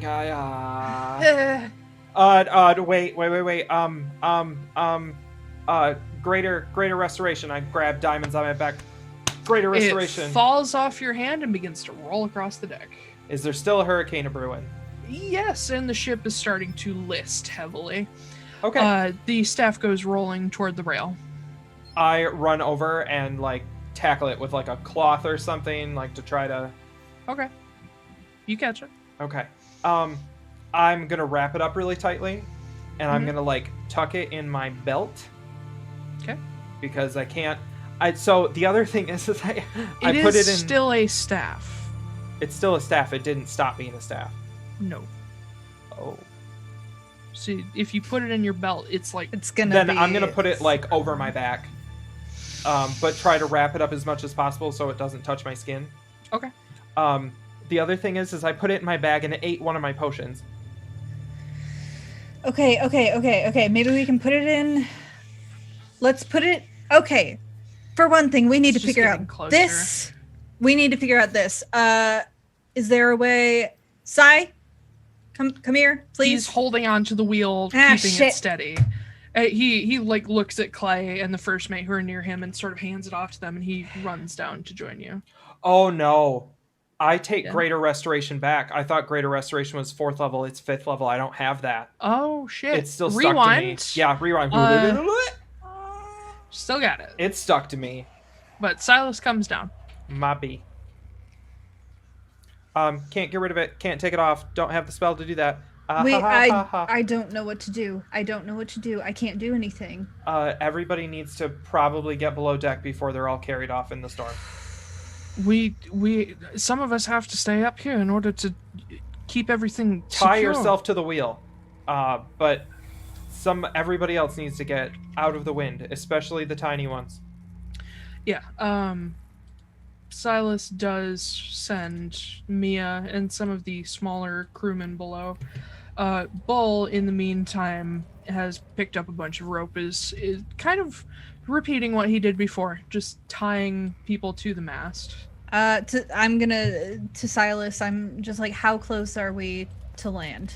Any kind of land. I don't care if it's And Arden, I don't care what it is. He looks off the starboard, where in the distance, probably like a couple miles away, you can see land, and he just motions. He's like, a mile and a half, 2 miles. Can we make it there And he looks at the hurricane. He's like, well, we're fucked if we don't try. And he turns and runs up to the top deck. Okay. Between him, Clay, and the first mate, they're beginning to turn the wheel toward land. As we turn towards land, I cast Control Water. And I push the ship faster. It lasts for 10 minutes. All right. So I'm that gonna will go essentially double the ship's speed. to you, Kit. Yeah. Okay, so you said this thing spoke to you. Can you try and reason with him? Can you apologize? Can you do something just to say, I won't do that again? Please, don't kill us. Do you think Heidelin is going to listen to me? Well, it's worth a shot. What other choice do we have? I guess I can... I'm still controlling water with one hand, I'm assuming. I'll, like, pull the staff out. And I'm just going to hold it by the cloth, so I'm not, like, touching it and be like, please, I'm sorry. I didn't know. I'm going to run back up. Well, I'm going to try and cover myself as much as possible and, like, rope myself up and brace myself against Where something. do you tie yourself to?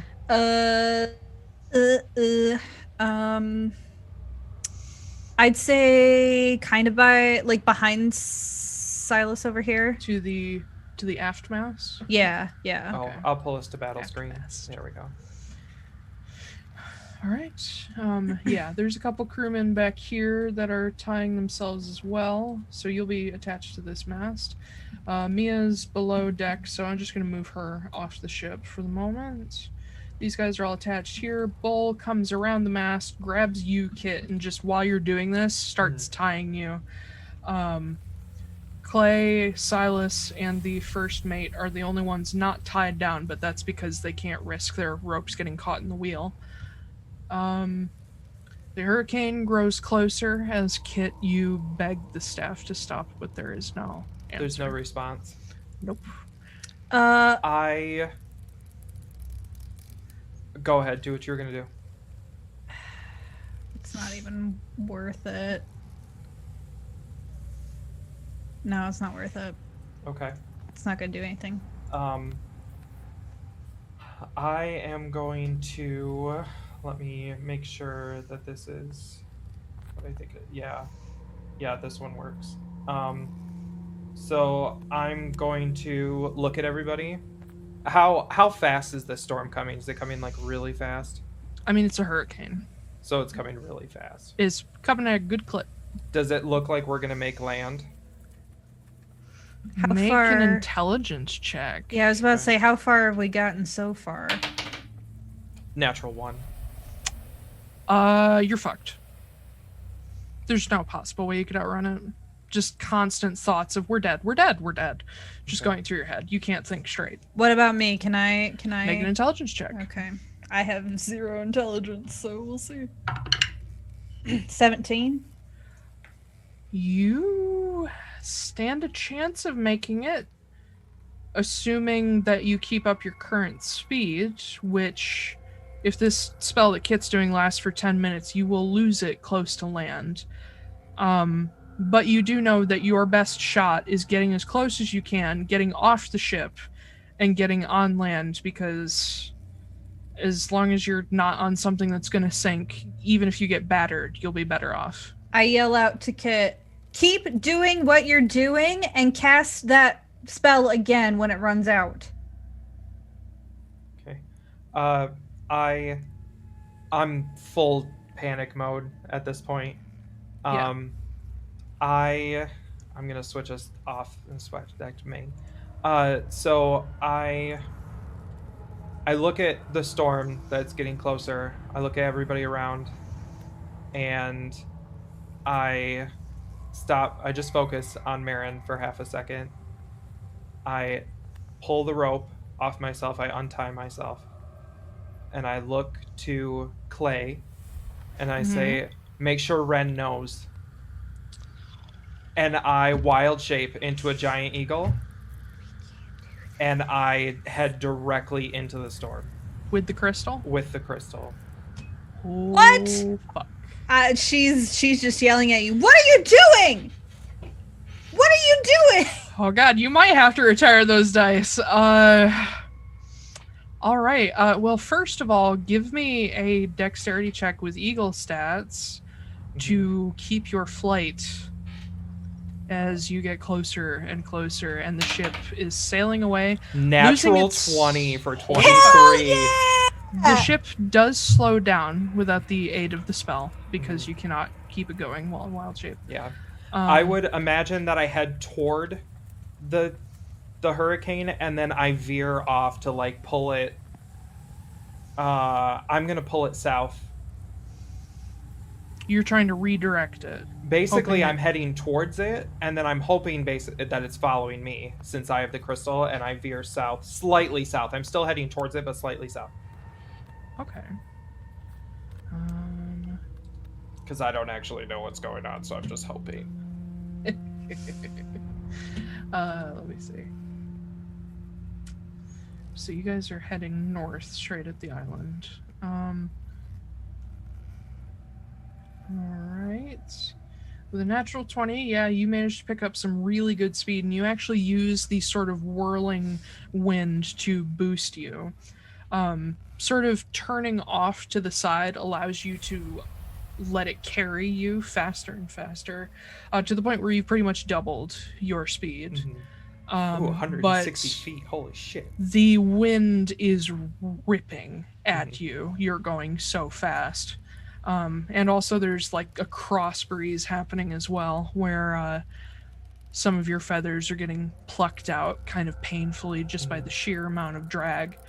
The ship continues on, not as fast, toward land. You are basically pointed directly at a beach, at a sand beach, where Silas is just yelling to the crew, like, I'm going to have to beach the ship, be ready, and just moving full speed ahead. Gosh, this is interesting.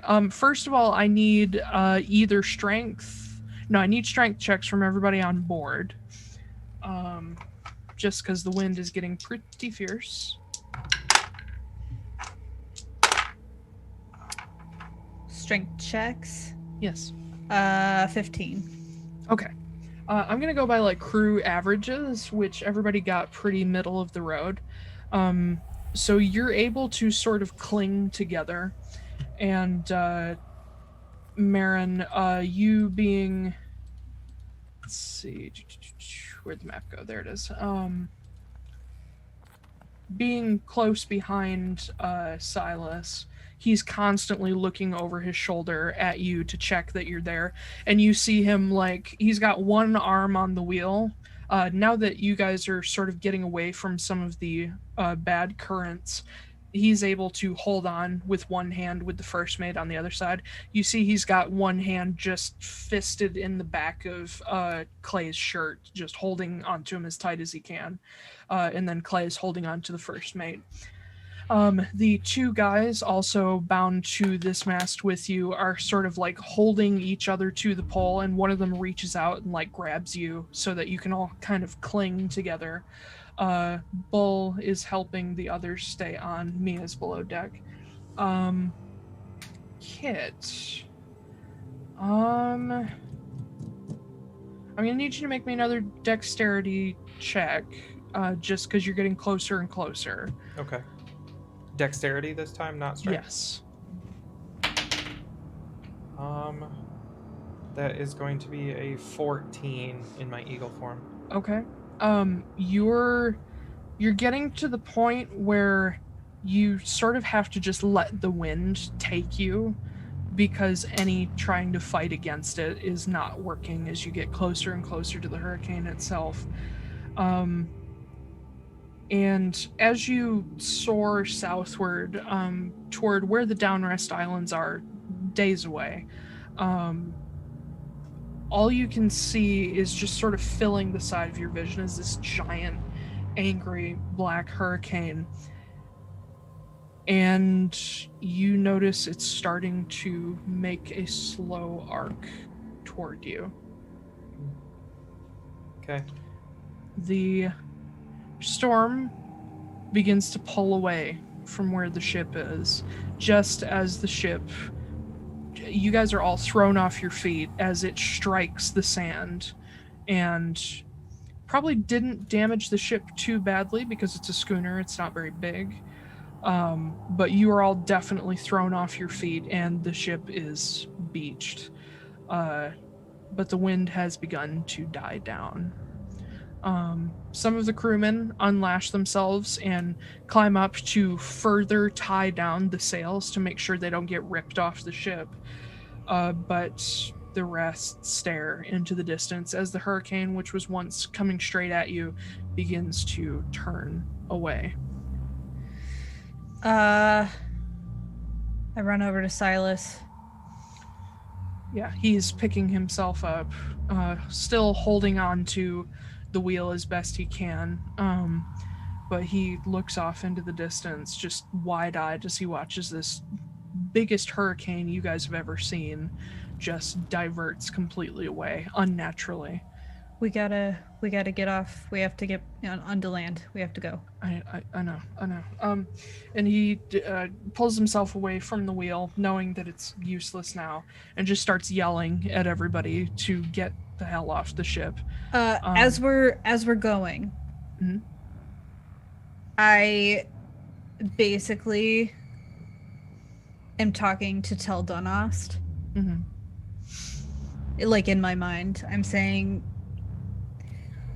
I don't know anything about you, and I don't know what you are or what any of you do or anything like that, but my sister trusted you, and so if that means fucking anything, you will make sure he comes back, because I need him. And I'm just gonna repeat that, like, over and over again. You do notice the crew and friends get off the ship, but not Silas. He sort of facilitating everybody getting off. He stays where he is, but you see him turn to look at the hurricane as well. And you see him sort of like, you picked up this sort of anxiety thing from him, where I've mentioned it before, where Marin sort of opens and closes her hands when she's anxious. Mm-hmm. You picked it up from him, and you see him just sort of flexing his hands. He has his fingerless gloves on at the moment, but you see him take them off and look down at his hands and out at the hurricane and close his hands again and just close his eyes, and you can tell he's probably doing something similar to what you are. Kit, you are being battered to the point of injury. That makes sense. Make it a dexterity saving throw now. Okay. Let me check. So the eagle doesn't get anything on saving throws, or does he just get like a 3 for proficiency? Or not? I don't think eagles have saving throws. I don't think animals have them. I don't think they do either. You said dexterity? Yes. You only get the extra if you have the saving throw, I believe. Do I? I don't think druids do. No, 19. 19? Okay. Does my ring of protection count in here? What does it do? It gives me a +1 to saving throws. Yes, it does. Okay, so an unnatural 20. Okay. You're holding steady, but you are going to start taking some damage, as regardless of how fast you fly, this hurricane's faster. Yeah. Take 2... I guess it technically is bludgeoning damage. As you are trying to divert it, but you're having to turn further and further west. It's just 2? It's 2, yeah. Okay. Having to turn further and further west, because otherwise if you go straight south, you're going to hit it. Mm-hmm. You are getting very far away from the island now, to the point where all you know, just looking back, is that the ship has stopped. It seems to have hit the island. But as you're flying holding onto the crystal in this bundle, you can feel it getting hot in your talons when previously it was very, very cold. And the hurricane itself, this gigantic swirling black mass of clouds and wind, has this strange movement to it, this weird, unnatural movement where normally a hurricane is just a funnel that the top kind of moves back and forth a little bit, but this one almost seems to be lurching forward, and then the bottom catches up, and then the top lurches and the bottom catches up. Almost like steps. All I'm seeing is the nothing from Fantasia coming towards me. It's disturbing. But when it gets closer and closer to the point where you are within its grasp, you can see it almost like a reflection as the wind moving so fast and the water vapor. You can almost see a reflection of this Goliath staring at you as just the sheets of rain and wind go past you. And he's staring directly at you with this twisted grin, like something hunting. And then... Oh, God.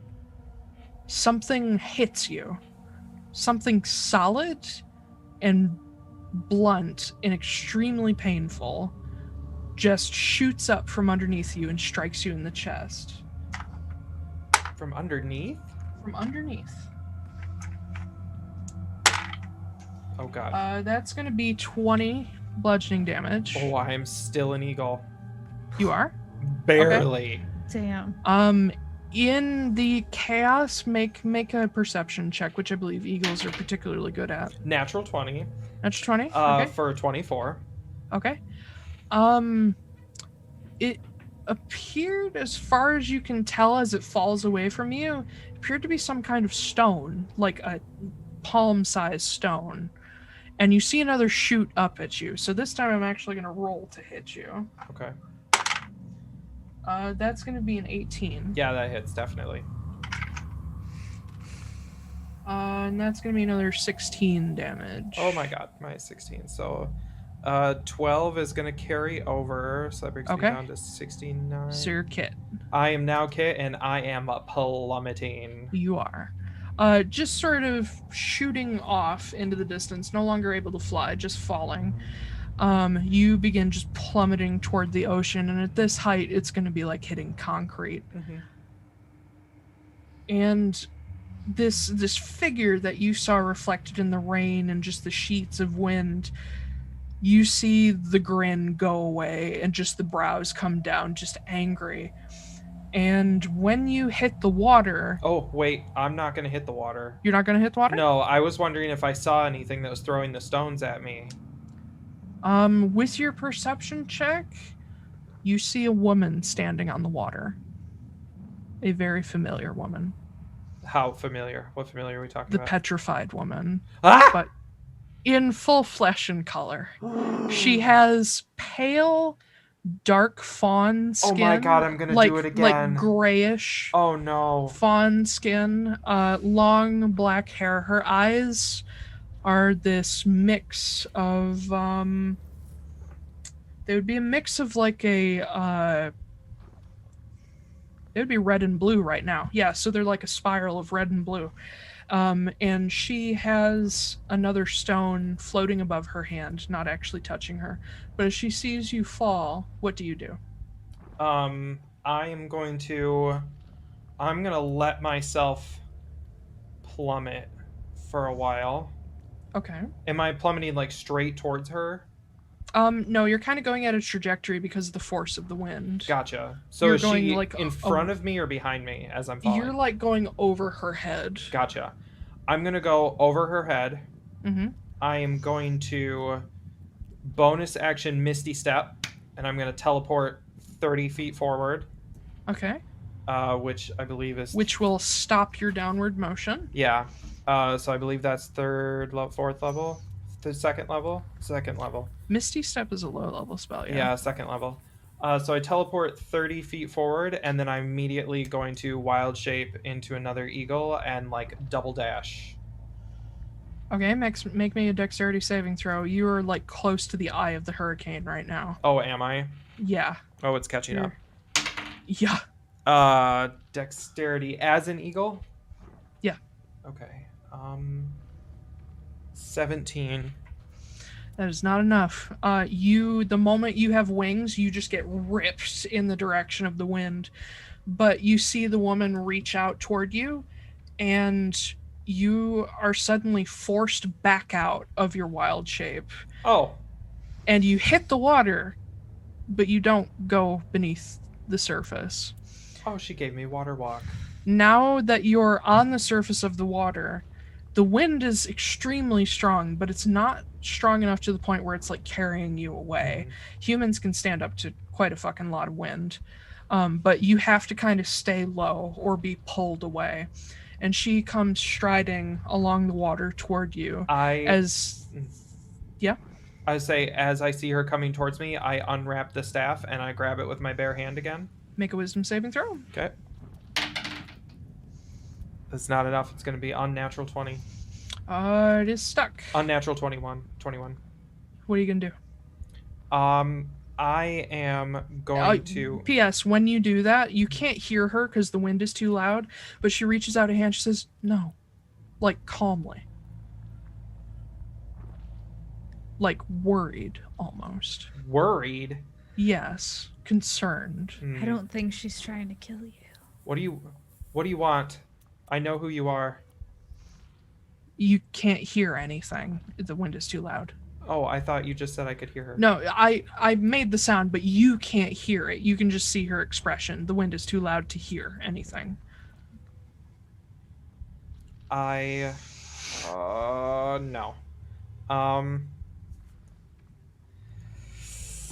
I don't know what to do. She's still making her way toward you. I'm going to... I know that I can't outrun it, especially on foot. Mm-hmm. I guess I'm just gonna hold my ground for the moment. I am going to hold a spell. What are you gonna hold? I'm gonna hold Wall of Fire. Shit. Okay. Well, that's gonna go out in the rain, but all right. It's not raining. You didn't say it was raining. I've said hurricane. Several times. You said it several was wind. times. You said wind. It is wind. But there is rain. It's a fucking hurricane. Okay. I've said several times. Fine. You see the Goliath reflected in the sheets of water. Oh, that's right. Okay, I'm gonna call lightning then. Okay. Gosh. You're wet. That'll end up great. Oh, whatever. I just don't care anymore. It'll be fine. Because as she walks up to you, she reaches out a hand. She doesn't touch you, but she offers a hand. She has this very sort of maternal feel about her, and her expression is very gentle. I don't trust her.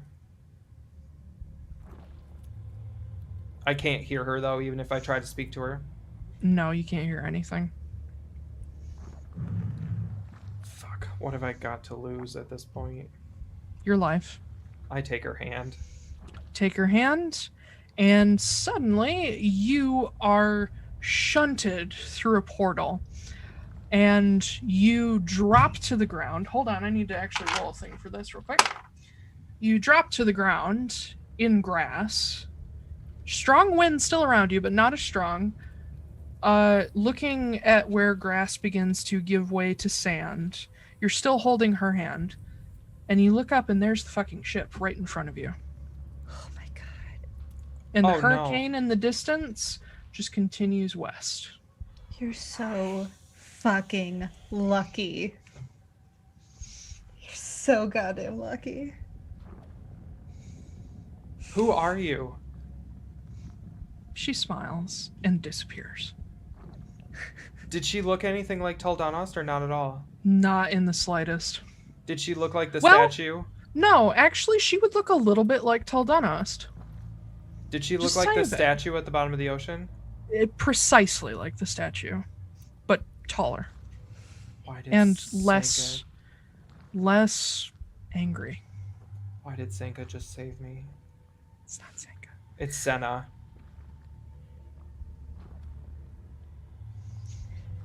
Did she have any markings on her that would identify her as Senna? Because I know that's who it is. Yeah, I'm gonna have to concede. Yes, you know it's Okay. Senna. Okay. Because Senka and Senna are. There's a lot of theories as to how they're connected. Many people believe that Senka was the like the evil ghost, section of Senna? Yeah. The ghost of Senna after she fell. But knowing what you know about Senna and having seen life-size perfect statues of her before, because as a kid you lived in Amnoblin where they have statues of her, she has... Let me actually give you a picture of her because you've never seen her. I have a DM question. Yes. Can you put a bag of holding in a bag of holding?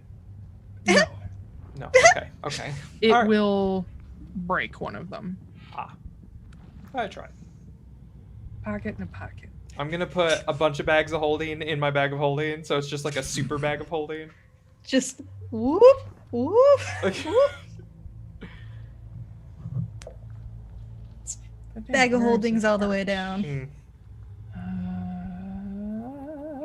Campaigns. I'm really glad you're not dead. I'm kind of glad I'm not dead. I feel like I sort of deserved it. Yes, however, I'm glad you're not. Also, I don't think we could handle it. With I feel bad. You know what? I really hope 2 weeks. I really hope Kellogg is down in those islands when that hurricane hits. That would be convenient. Yeah. I mean, it is However, going to dissipate as soon as it hits land. This was very much like that scene at the beginning of Mulan where they're like, now all of China knows you're here. Yeah, now we're going to be a little bit of a target. The whole fucking world knows the Gaoitheheid has been found. Yeah. This is Senna. Okay. Or it is as she is now. Imagine a little blue in those eyes now as well. I haven't updated her picture. Okay. But mostly that sort of red-brown with blue. She, even as the original Senna, always had this mantle of swirling sort of verging on tribal, even like ivy style tattoos, sort of honestly little kind of like Keyleth, but this mantle across her chest and shoulders, kind of like Jester too, I guess now. And then she has the markings across her face and then through her eyebrow and ear. As the original Senna, all of these markings were blue and her skin was lighter and more warm, but now the form she's in now most people call the Grey Lady, which is what they've always called her sort of ghost until she became Senka. But most people agree that this is not truly Senna anymore. It is a piece of her. Okay. But yes. You said she just disappeared? She disappeared. Okay. Are we still in the boat? You guys, I mean, I imagine you and Silas were. The crew is on land, so you immediately hear a bunch of gasps from below where all the crew have gathered. They've kind of like pushed themselves up beside the ship for as much cover as possible. But yeah, you hear just a bunch of gasps. I'm grabbing Silas's hand and I'm like, let's go. Come on. Fine. And he follows you. You guys get to the rail, and there's fucking Kit. God damn it. I climbed down the ladder. I like had looked up at her, and now I'm just like on all fours, like staring into the ground. I'm climbing down the ladder. The crystal's still stuck to my hand, or the staff is still stuck to my hand. Mm-hmm. Yeah, Silas climbs down after you, Marin. I run over to him. And I'm just like, what happened? What happened? I don't know. Is it going away? What? It's not. It doesn't look like it's coming this way. I think I was saved by a goddess. What one? Senna? That's the one that you said you saw down there, right? No, I saw Sanka. Oh, I will very briefly explain the difference between the two, Okay. so you know. Oh, yeah. And like, Sanka, Senna, same thing, two sides of the same coin. Kind of. Just quick recap for them. Senna was the Balin goddess of knowledge and mystery, often known as the Grey Lady after she fell when her ghost used to roam the world. And then said ghost disappeared. Mm-hmm. Sanka is not a goddess, but kind of a demigoddess. The goddess of rot is what she was called. And she was, of course, after the Hydaelyn staves and up against Canamek Ambro, caused the calamity by putting too many staves in the same place at the same time. Not all of them, but most of them. And Kenna, in fighting her accidentally, basically stole her immortality. And then Sanka was destroyed. The remnant of Sanka, because it is technically impossible to truly destroy a god, or former god even, this is again another version of the Grey Lady. She is not a goddess. She is even less than a demigoddess now. She is just almost immortal. Okay. Did I recognize the markings on Silas's hands? You didn't see them this time. You didn't I get did the last up-close time, look. though. Oh. I'm gonna give you a religion check with advantage, because you actually have credence to know what they are. Okay. Oh, religion? Mm-hmm. Think here. That's intelligence, isn't it? Yeah. 18. You don't know exactly what they relate to. You'd have to take a closer look, because he didn't give you much time to really look at them. But the design scheme is definitely Giri, as in the giants that predate even the Dulmareg, as in Tull Dhunnost is a Giri goddess, or Titan, as the Giri gods are called. Okay. Named after Mount Gear. Okay. The volcano. I don't know what to do about this. Marin is going to take a deep breath and then slap Kit across the face. Take 1 damage. Okay. Don't ever do that again. I told you. I need you. Oh, that we part. Can't. Yes. Okay. And You can't just do that anymore, okay? Silas steps up and says, Kit, I believe someone else should be carrying that crystal. I agree. I can't take it off. Well, when you can, you're giving it to someone else.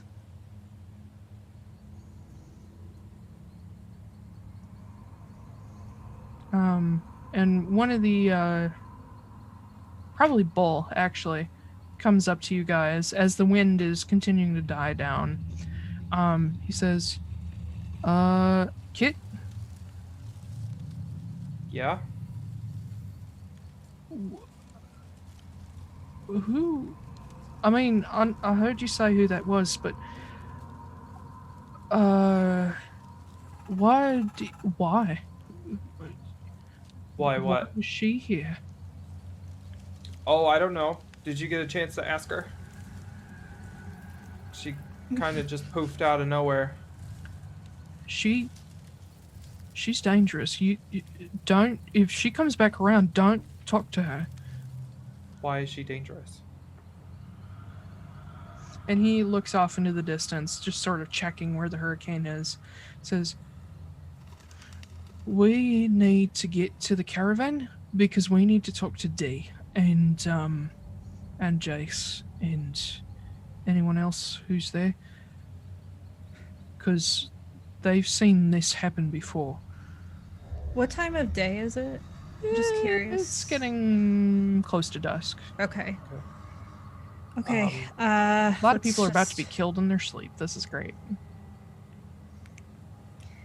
Sorry, peeps. Oh, wait, hold on. I need to check the map real quick. It's heading... You said it was heading west? Yeah. It's gonna hit Arden. Yeah. Wait, it's just... We're on the Ardenmere Islands, though. Yes. Yeah. You're right here. Yeah. The hurricane formed here. So it's gonna Headed basically... straight west. Oh, I thought it swung south because of me. You can't fly that far that fast. Oh, okay. You went from this little point to that little area. That's it. That's like a lot, fueled by hurricane wind. So no, it's headed straight west. Arden is about to get killicud. Oh no. Oh god. Clay, where's Clay? Clay. He's here. Yeah. He's like, yeah, what? Bull, describe whoever is in the Phelan caravan. Make sure that they know what's coming. Okay. And he turns to Clay. He says, D is a tabaxi, kind of short, snow leopard lynx mix, and he sort of describes her a little bit better.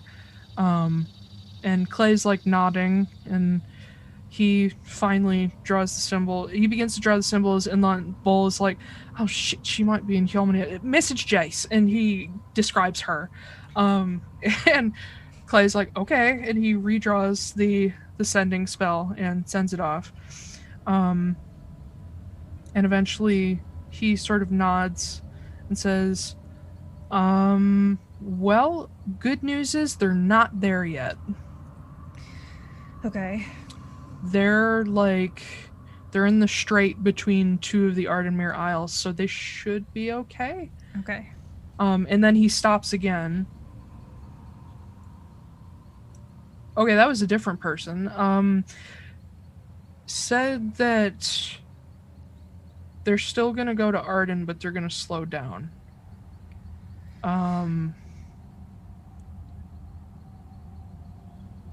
I mean, as long as they hit landfall after this thing is blown over.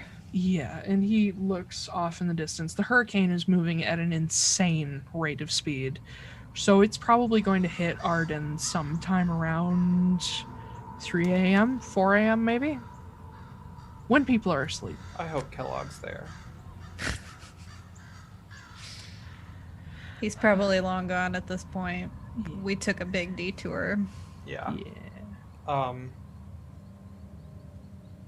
We need to go. We should go. Yeah. Well, we have a beached boat. I can fix that. Okay. Let the carpenter check the hull first to make sure it doesn't sink the moment we push it back out.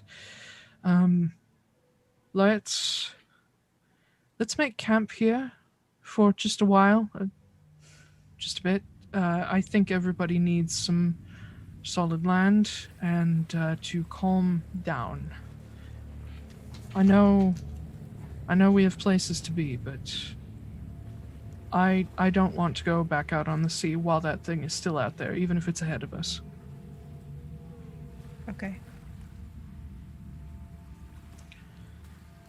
Kit, please be very careful and don't go off on your own. Okay. Thank you. That was my plan, but all right. Don't. I'm gonna put a hand on Kit's shoulder again. Naren's more touchy than Sylfie was. Mm-hmm. I'm gonna put a hand on his shoulder again and lean in really close, and I'm like, I'm sorry, but I mean it. Don't do that ever again. Why do you need me? What are you talking about? I can't keep doing this. And you're the only one, I don't know. Sylfie cared about you. And if I bring her back, I'm saying that even lower than I am right now. If I bring her back and you're not here, I don't think I can live with myself. Do you think she would have forgave us if I would have stayed on the ship and killed all of us? Well, it didn't happen. So... And it's not going to happen because you're going to be more careful. I will be more careful, but as much as I appreciate what you're saying, I will continue to make my own decisions.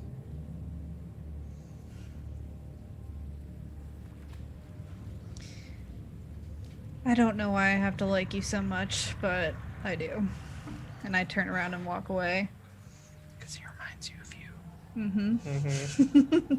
That whole sentiment there was like, fuck you. The crew, well, the carpenter and his assistant go into the ship and make sure it's good before they start getting it pushed back out. It's not hard to push back out. Before we start pushing the boat back out, I am gonna go just like sit on the edge of the water, or even in the water. I don't care. I'm fucking soaked at this point anyway. So yes, you are. I'm gonna go sit in the water, and I'm gonna try to call out to Maz to see if I can get him to show up. Little orange blip. Yeah. Wiggle, wiggle, wiggle. I put my hand down in the water. I've flicked the staff, so it's just back to Crystal now. I put my hand down in the water. I'm like, is there anything you can do to help me with this? And he wiggles his way up to it, kind of bops it with his nose, kind of like inspecting it. Wiggles around a little more, goes around to the other side, and looks up at you. Is that a no? And he just kind of like nestles against your leg underwater.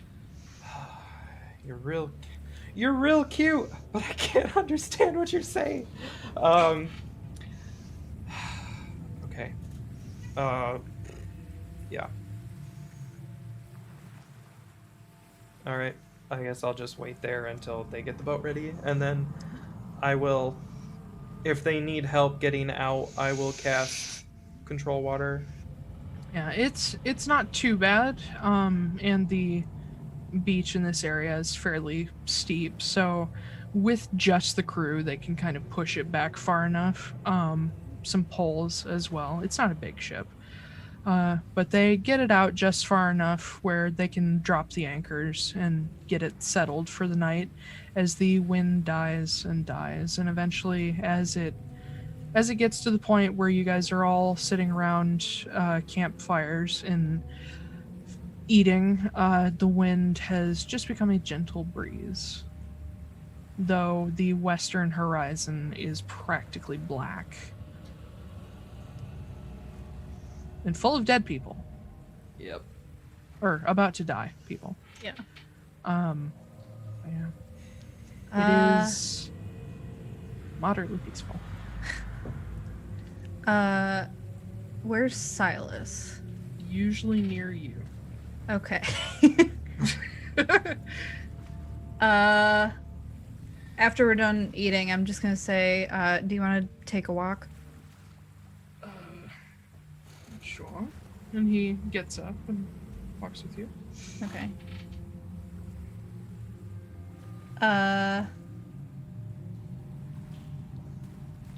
To what do I owe pleasure done? I mean, can I not just take a walk with my fiance, love of my life? You usually have some sort of ulterior motive, and it's not always in my best interest, so I like to ask. I'm gonna take his hand. Does he have his gloves back on? Yes. I'm going to slowly take it off. Take one of them off. Excuse you. I just want to look. I just want to see. He rolls his eyes, but he lets you. Okay. I'm gonna trace the patterns on there. Yeah.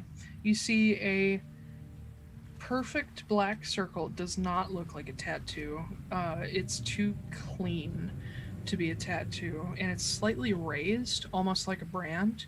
Not horribly, but it's just solid black, and has all these spiraling patterns that they're like diamond-shaped spirals, almost like fractals. A little bit, but they form little stars in this black space, like diamond-shaped stars. And he watches you as you're doing that. So, Yes. who are they?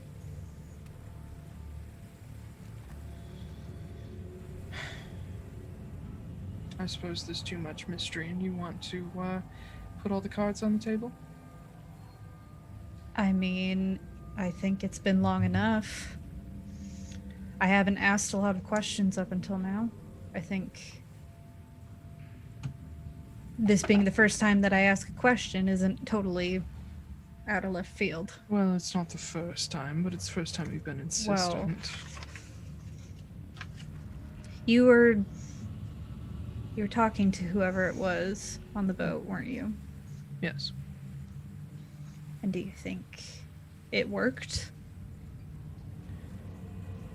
I don't know who to attribute that, don't know who to attribute that particular success to. Well, did this Senna or whoever sound familiar to you? Yes, unfortunately. Is that who it is? No. But not far removed. Oh no. His name is Dhul'thair. He is a Titan. I was going to talk to your sister about it. It is Dhunost's brother. Oh.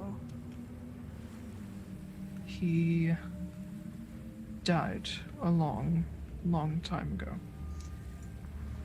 But he's not entirely gone. Obviously. Yes. He's strange, and time in the astral sea has made him almost alien to this world. But he is helpful. What was your meet cute? What was what? A meet cute? It's like in rom-coms when you like meet up for the first time, like when the never mind. I don't understand. It's a term. I'm not making this up. No, I've heard it before, but I don't know what it means. When did you two meet? I'm implying I'm being an asshole a little bit. I know you are. You're always being an asshole. As Marin or Sylfie. I met him because of my grandfather, actually. And when my grandfather died, and his power fell to me, so did Dhul'thair. How do you inherit I magic? don't think it's by blood. That would make it more of a... make it something different. I think Dhul'thair saw me as his successor. And as I was by no uncertain terms my grandfather's favorite, because everyone else was lying, cheating, stealing, murdering bastards, he decided I was worthy of his time. And as I've grown older, he has cemented that decision by giving me more and more abilities, including the ability to speak with others without speaking, as I do with you.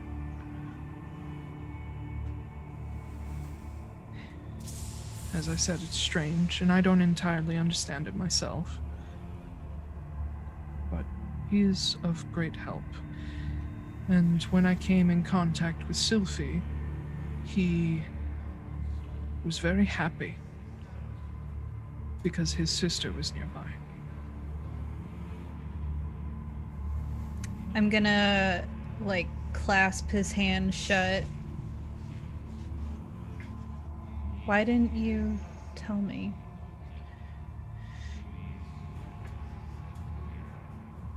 It's no fault of yours. This is going to be one of those it's not you, it's me moments, but it's genuinely me. Anyone that I've ever told, even hinted that I had these patron-granted powers to, did not much care for me afterward, especially when that patron is a former Giri god. Most of the world is not very friendly to the Balin pantheon or their children. Dhul'thair is the grandson of Atlaran,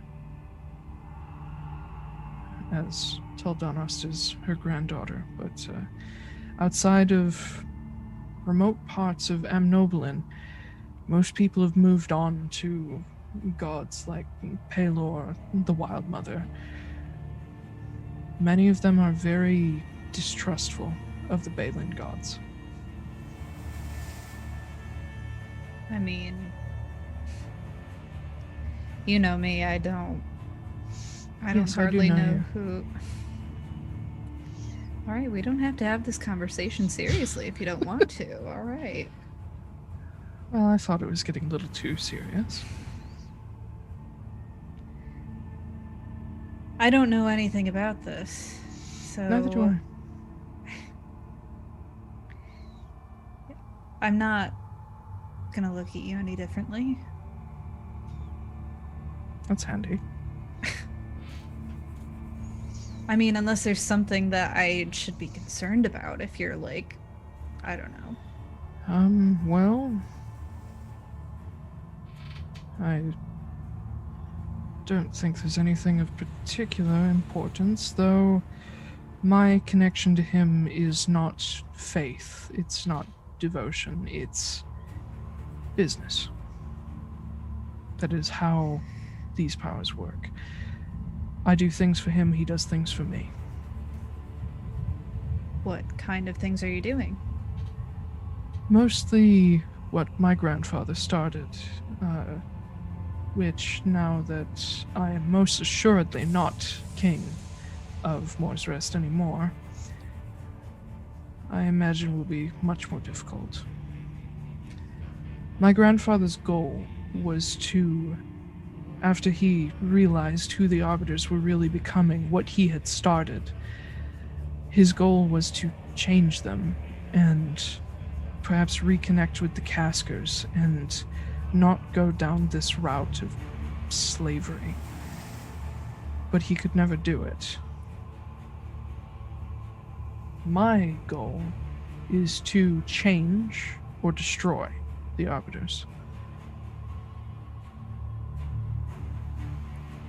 I hope I didn't cause any trouble for you with the whole treasury business. Oh, you did.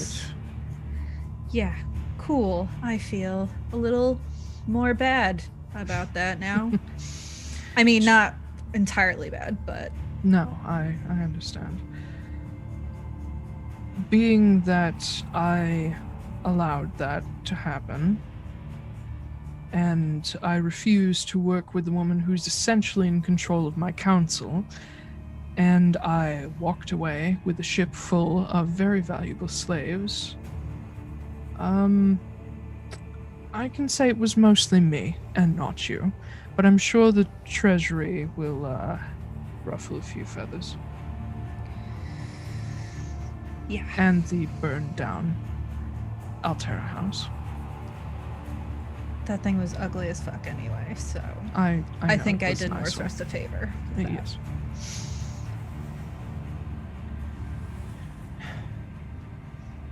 Honestly, if I was going to double-cross them anyway, slowing them down by taking away most of the treasury was probably a good thing. They won't be able to replace those slaves. They won't be able to replace the Queen of the Cradle. They won't be able to replace me very easily. The Arbiters might have control, but the people there are still their own. And I would like to think that I had a very good rapport with them. And I believe a rebellion is coming, thanks to our efforts. It just won't have the two of us at the head of it. Oh, it will. One way or another. Eventually, maybe, but not in the same capacity. I That's think all right. we can help by taking out the Heidling cult. Yes, the cult is deeply entrenched in the council. And Cynthia is one of the potentially most dangerous of their members. Oh, trust me. She's on the top of the list. Yes. She's not getting out of that. I would be curious to know who actually runs the entire organization. I don't know. All I know about it is what Kit's told us. Kit and Sylfie. I don't know. God. I kind of kick the sand a little bit. I wish she was here. I know. This feels really hard. And I feel way underqualified. Honestly, I don't think she or any of us signed up for a tangle with an entire cult, warring gangs, hurricanes that appear out of nowhere, gods. No one expected that when any of us started. But this is our lot, and all we can do is our best. I'm not going to give up as long as this is what you want. It's what I want. It's what I need. Then we have nowhere to go but forward. I know you don't always appreciate my calm, take it as it comes approach, but it's the only way I don't have panic attacks while I follow you around doing all this nonsense.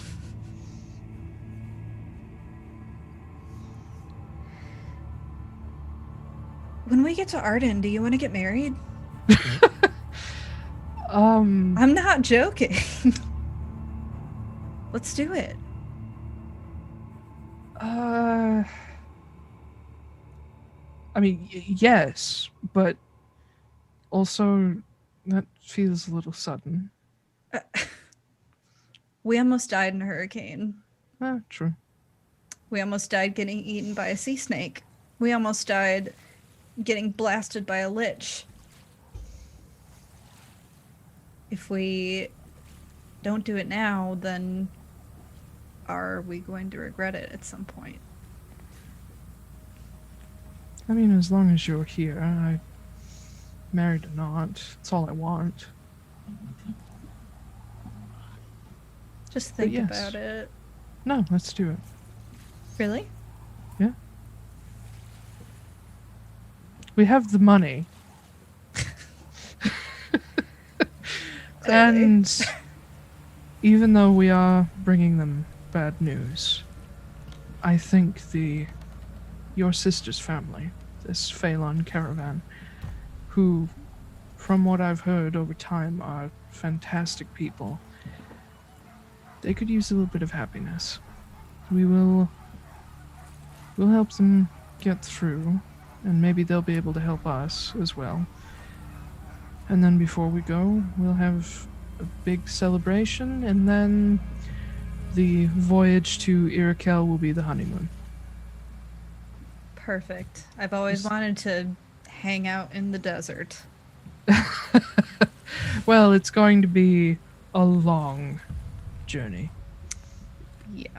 A long, long journey. And then another very long journey to Noblin. We are going to be on a boat for months. Don't go getting soft on me now. No, I'm just going to go sea crazy. I kiss him. He smiles. All right. All right, they're gonna start talking about us if we don't get back soon, so. Do you actually care? Not a damn bit. Well, then let's walk. And Okay. he wraps an arm around you and you walk off into the distance. While they're Fade to gone, black. I would like to speak to Clay. Okay. Gay brother time. Yeah, Clay. Yeah. Do you want me to ask how you are? It seems like people are doing that a lot. Well, it's a nice thing to do, even if you know the answer. Okay. Peachy, how about you? Oh, I'm just... Yep, feeling a little ruffled. Do you have a sending spell left for the day? Yes. I need you to send a message to somebody. Mm-hmm. I am going to... How many messages do you have left? 2. 2. We're gonna...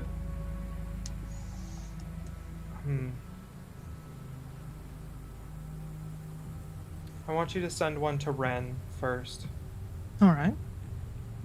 and ask him. Tell him it's from Kit. That ask him if he had the power to make right everything that's happened, would he give it up? If he wasn't sure if he could control it.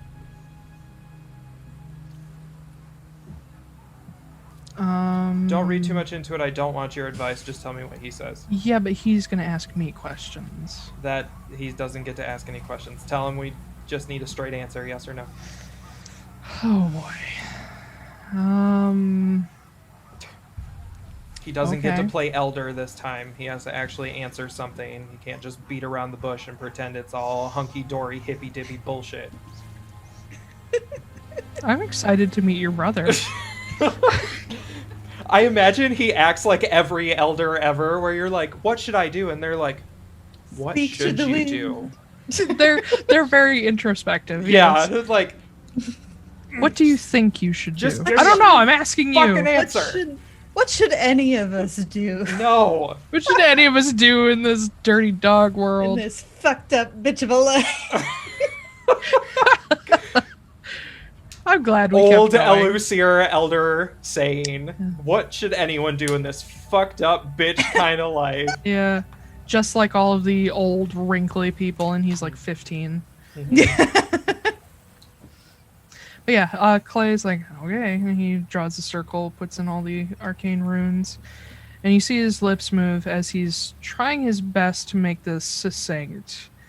And at the end, you hear him mouth, Kit ask for a straight answer.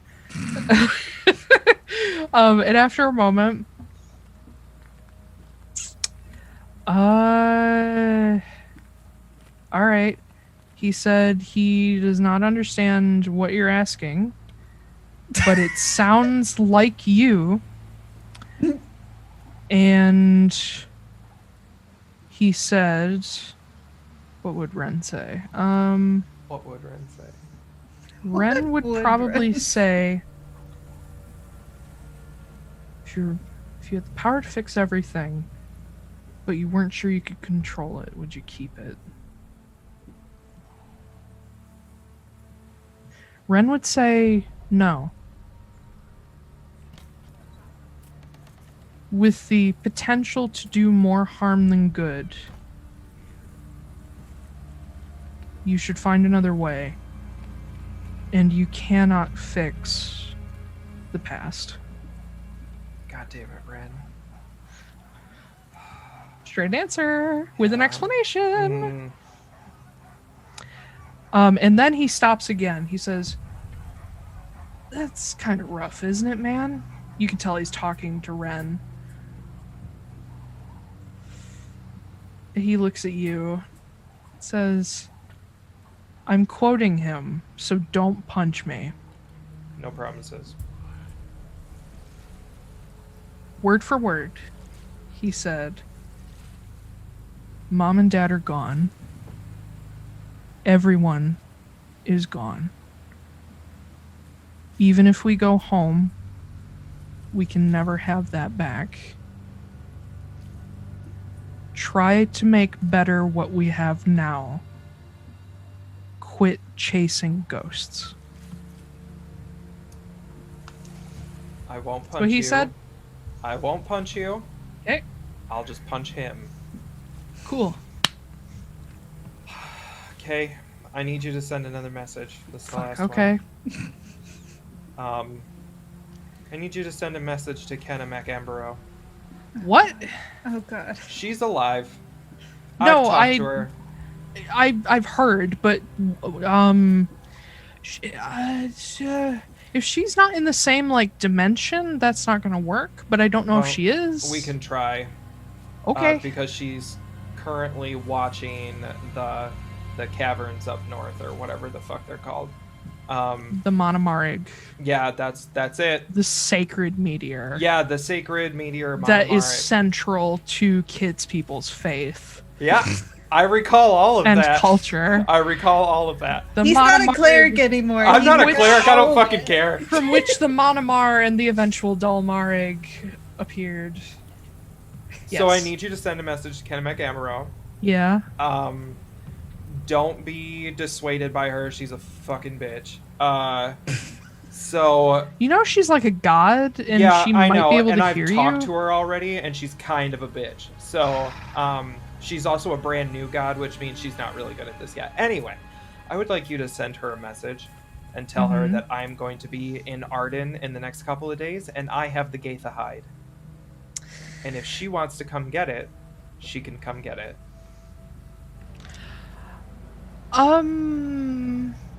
Is that smart? She's the only way we can get rid of it. Yeah, but like, didn't another staff just like go up there with her and get destroyed and like kill a bunch of people? And I mean, do you see that hurricane on the horizon? yeah, That good just point. killed a bunch of people. Good fucking shut up. Anyway, he draws circles into the air and starts muttering to himself. I love Clay and Kit. Me too. I love how Clay's always like, "Are you sure?" And I'm like, Just "Use your fucking eyes!" Oh my god. Yeah. But he sort of mumbles under his breath the message, and as he finishes, you see him go. Oh my god, I love Just it. being screamed at. Yeah. cursing in Scottish. You bloody kids with your goddamn. Yeah. Yeah. Me mother's a bee. There's a bear. I'll turn into a bear and rip out your guts for what you've done. It was but an yeah. accident. Yeah. Oh, good Yeah, thing he- Sylfie's not here. Sylfie's the only person who had met her, so at least we can't be like, "Well, you told Am us I not to, but we did it anyway." Did I? Yeah, Sylfie met Brenna. Oh Yeah. yeah. Oh Brenna. Okay. Brenna, yeah. Yeah, or Yeah. Brenna. Yeah. I knew her. Brenna Silver. That was Kenna. Yeah. Yeah, Kenna McAmbro. Oh. Yeah, she had the I life must have missed that. staff. She had the The Voxed. Voxtide, yeah. Yeah. I didn't realize they were the same people. I must have missed that. Yeah. Oh, Brenna I've said Silver it is like her a cover bunch of name. times. I don't know. Well, I was very I don't know. excited when I found out. I was like, "Oh my god, it's Brenna!" we've played this for dozens and dozens of hours, and It's- I don't oh, always okay. retain everything. It's okay. That's okay. I don't expect you to remember any world lore or anything. I know. I love how you're something. looking directly at me. It's like, yeah, the cave up north. You know, So the what does Monomarg. Kenna? What does Kenna say? McKenna McAmbro? Kenna-Mac. Kenna-Mac? Yeah, Kenna-Mac. It's like the Big Mac, but Kenna-Mac. Mm-hmm. It's 13 stories. Yeah. Anyway. DM in joke. Anyway, she screamed first, but then chilled the fuck out. Oh, good. Told you she was a bitch. She said that she was going to hunt us down, and we had better fucking be there when we say we're going to be there. Mm-hmm. And if we ever find another one, or go hunting for another one, she's going to kill us. And then you see him cringe again. Oh, she sent another message. Oh, man. Mm-hmm. Yeah, okay, I get it. It's not me. I'm not asking. It's this idiot. Whatever. But he looks at you and says, fucking whatever to a god. he did. Clay's sassy boy. Oh, I know. He's made of absolutely nothing but cold brew and spite. He looks at you and says, she said it was there for a reason.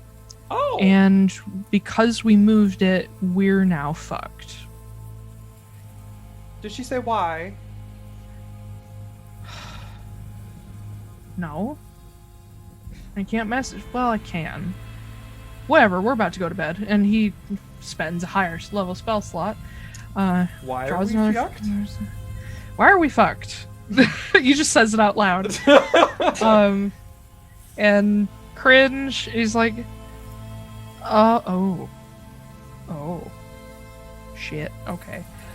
She says we're fucked because the fewer staves there are, the more powerful the remaining ones get.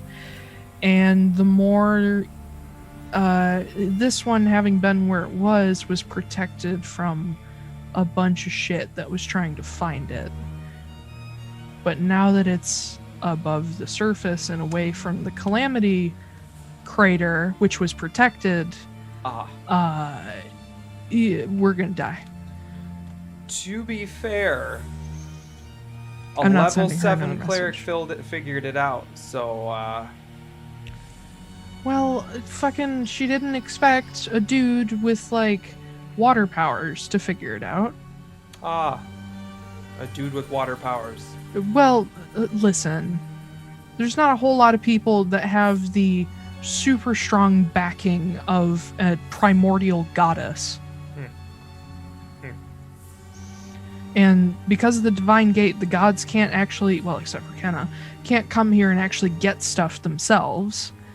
So she didn't think anyone was going to be able to reach it, at least not within reason. And anybody who did was supposed to get swarmed by a bunch of sea creatures and sea serpents. We only got attacked by one. I feel like she needs to work on her protection game. It's not very good. Who else could have gotten it? Literally any druid on Ambro Island. Or Well, why on would they Greensmarch. want it? Why would they want it? Oh, They're I don't her people. I don't know. They already live in a hurricane, so I guess they don't need another one. But literally any of them could have gotten it. That is a terrible excuse. They're the people that... You don't know anything about the Druids of Greensmarch, do you? I mean, I was there. I met them. I actually talked to them and learned about them. Yeah, I talked to their man bath Matt. Never mind, Kat. Okay. Well, Do you have, like, any respect for your own culture? I mean,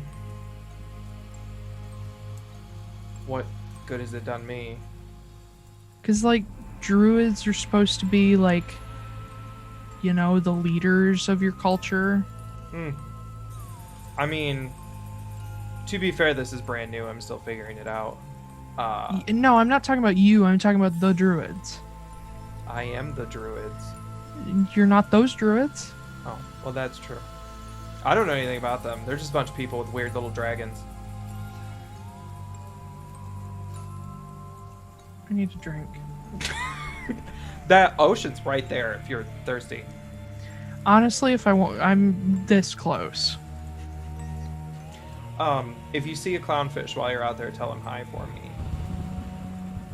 You mean Sylfie's clownfish? Yeah. Oh, cool. And he walks away. Thank you, by the way. Thank you. Shut up. Fuck you too. You wish. Keeps going. Really? But you're left Too at bitchy the for me. Too salty. fire with you're left at the fire with Make a deception check. the crew and Mia. Yeah, things are quiet and chill down, and eventually Marin and Silas come back, and eventually Clay comes back, and y'all set up your camp and tuck in. When he comes back, am I like, did you get all the salt? Did you get it all? Need more? Listen, dog boy. Mm-hmm. I don't appreciate your tone. I don't appreciate your attitude. Kit, this is Kit. Kit is just fucking laughing. I don't appreciate any of this. Any of this? Yeah. Any of it. Ah. Okay. Well. Too bad. It's late. It's past bedtime.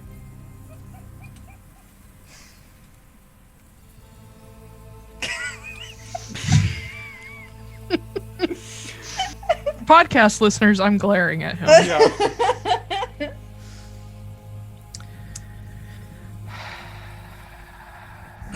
Go jump in a hurricane, Kit, and he walks away. I've been there, thank you. I found it quite lovely. Yeah. But he goes off to his little tent and chills out. You have a Mia on you. Oh. Oh. Oh, hey. Hi. So I don't know why I feel the urge to even begin to say this, but sorry about that. Shut up. Okay. If you're sorry, you wouldn't have done it. What?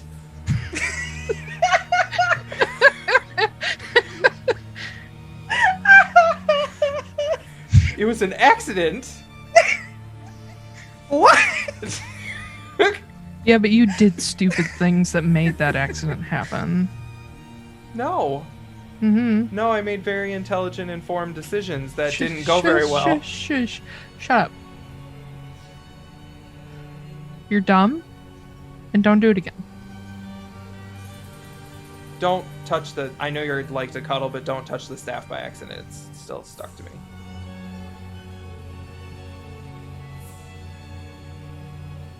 Maybe you should cuddle with somebody else. She cuddles right up to you. Oh, God. Okay. Don't complain about it, dog boy. I didn't. I just don't want you to turn into a tiny little fox statue. Will that happen? I don't know. There's only one way to find out. Okay. And she reaches out. No. No, she doesn't touch it. Okay. Like, oh my God, or summon another fucking tiny fox hurricane. Yeah. Okay, well, I'm gonna go to sleep and I'm gonna put my arm over here. She probably crawls in with you. Yeah. You guys all turn in for the night after a long voyage and narrowly missing a hurricane. And soon there'll be wedding bells. Yay.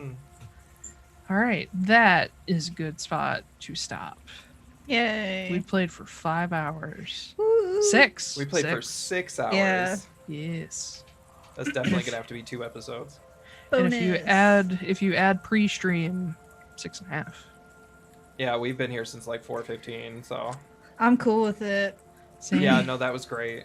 Yeah. I wanted to end on a cliffhanger, and I'm like, nah. God, I could not handle it. I'm so glad we I know. started. You've already been suffering so much that the moment I said that that's where we're going to cut it, I was like, uh-oh. I can't do that to Alicia. Yeah. Oh, I to was just Alicia. like- Nobody Yeah. gives a fuck about me. Well, she's the one who had to deal with the character death. Oh, that's Yeah. true. Like, I didn't have to deal with the character death. I would just like a few weeks where I'm not constantly worried that death is approaching. That's never going to happen. Joke's on you. I mean, we have one of the Heidelin staves now, so. Not for long. So death is imminent. Death is imminent. Not for long. We're yes, getting rid because of it. you'll all be dead. That was a good decision, Kit. to give it to Kenna. You don't know. You don't know. I There's just know. going to be a goddess that shows up and it'll be like, oh, here you go. And she'll be like, thanks, you're an idiot. Thanks, me mother's a bear. Me mother's a beer! Your mother is a beer. Um, Oh, God. yeah. Yeah, I I, have really, fun. Doing. I really don't care how pissed Kenna is. Yeah. McKenna McAmbro. I had fun. Yes, insult my oldest NPC. But no, I like her. My most ancient, I just- first D&D character ever. She's just also like kind of a bitch, so. But she Have I has. told good, you guys that? She's got good reason to be. I didn't I know don't she think was so. like a character you made. Or, Yeah, I she's mean, my... did you play her? Is what I'm asking. Yes. Oh, okay. She was my first D&D character. Oh, Nice. wow. That's pretty Mhm. cool. And when I made the World of Atlaran, I was like, fuck, I like her. Let's make her the guild master of a druid's guild. Mhm. And then the Calamity happened. And then And she she was- became a god. She's just in the right place at the right time. I mean, it fuels my god complex, so why A not? bit, yeah. Yeah. Well, that was fun. I had fun. We killed a snake, and then Yeah. I killed a hurricane, and then I You did pissed not. off Clay. Sure, that's not what happened, but Yeah, all right. That's exactly what The- happened. TLDR, Kit's the best character ever. No. I won't say anything. Some of those decisions Objectively- were great, not gonna lie. Objectively say- speaking, It made it interesting. it did.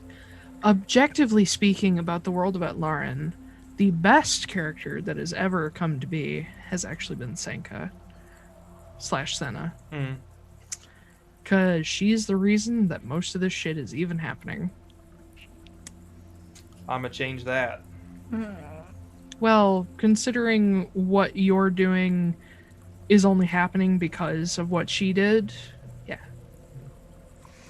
You know, that was supposed to be a really sweet plan, and I did not think the DC was gonna be so high to save. Yeah, man. I Wait, would what was say- the plan? I was gonna take that staff. I was gonna become the world's most powerful druid, and I was gonna kill everybody. And then you ate a slice of humble pie. Well, I ate a slice of big old. I ate the 'Cause- whole pie actually. Yeah, not gonna lie, like when you started being like, yeah, whatever, I was like, oh god, am I gonna have to like take Kit out because he's going like power hungry? I feel or like what is- in this episode, Ben was trying to embrace the new chaotic evil Kit. Mhm. That And still hasn't then- ended. P.S.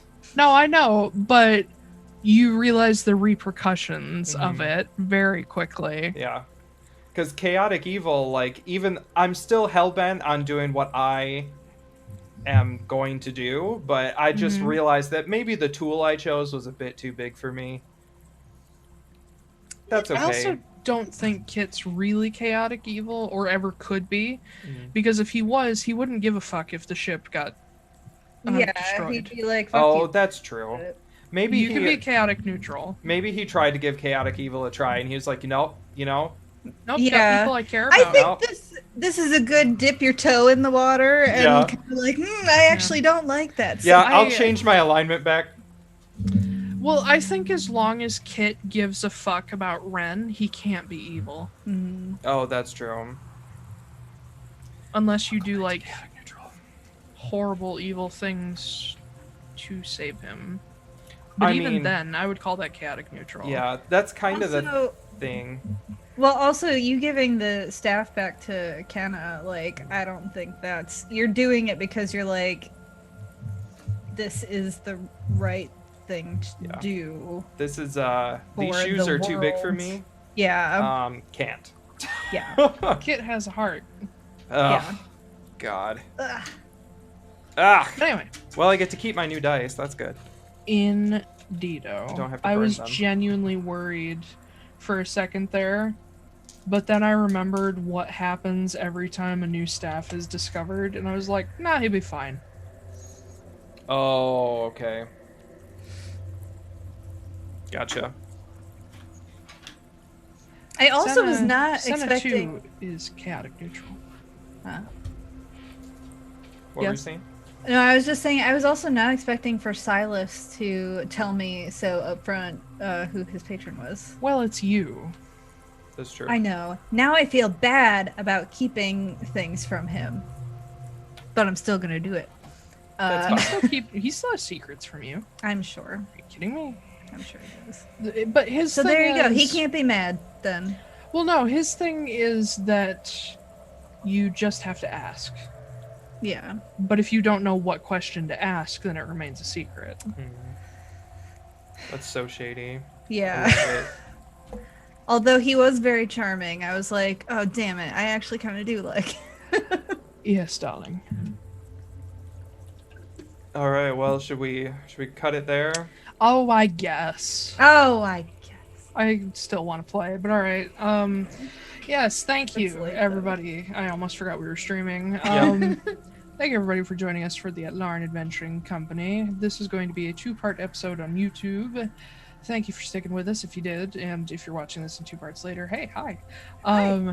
Hey, hi. How you doing? You can find us at Atlaran ADVCo on Twitter, and we post updates and links there whenever stuff is posted. And next weekend is the 24th, but if plans remain as they are, we should have a Halloween stream in costume. I will be find Silas. something to wear. I'm going to try and finish my Caleb costume. We'll see. I am probably just gonna end up being Victorian, but we'll see. That's Oh, okay. well, then I'm going to feel out of place then. Well, Maybe 'cause I the should two do of us will be Victorian, too. Victorian. It's kind of just like the stuff that I have, because I've been looking left and right to find costume stuff, and I like can't find literally anything I like. So, yeah. I mean, Victorian style does work for the world of Atlaran. It is the industrial style.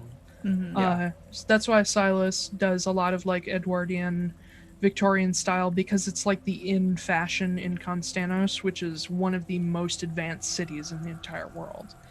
It's Jessa San's style. Yeah. Mhm. Are we... So I know we talked about maybe doing a one-shot for Halloween. Are we doing that, or are we doing a regular episode? We'll talk about that. We'll see what you guys Okay. want to do. We can do just about anything. We can talk about a one shot, but I think it'll depend on where we are in the story if we want to. Because if something interesting is happening, we'll obviously want to continue the story. Yeah. But anyway, yes. So We could dress up for Marin and Silas's wedding. Oh my god. Kit will wear a white sleeveless shirt. Yeah. Yep. A white With sleeveless crop crop top. top. Yep. Yep. Because Has I'm to be still, I've crop been wearing a crop top the whole time, kids. Yep. Mm-hmm. I don't Anyway, know how your uh, armor class is that high. Yeah, I know. Armor class is 617, and I'm wearing a crop top. I assume over the crop top he's wearing like an Achilles style cuirass. It's a breastplate. Sure. I was gonna okay. say abs of steel, but sure. That's what it is. Well, it'd be abs of bronze if it was Achilles. But Yeah.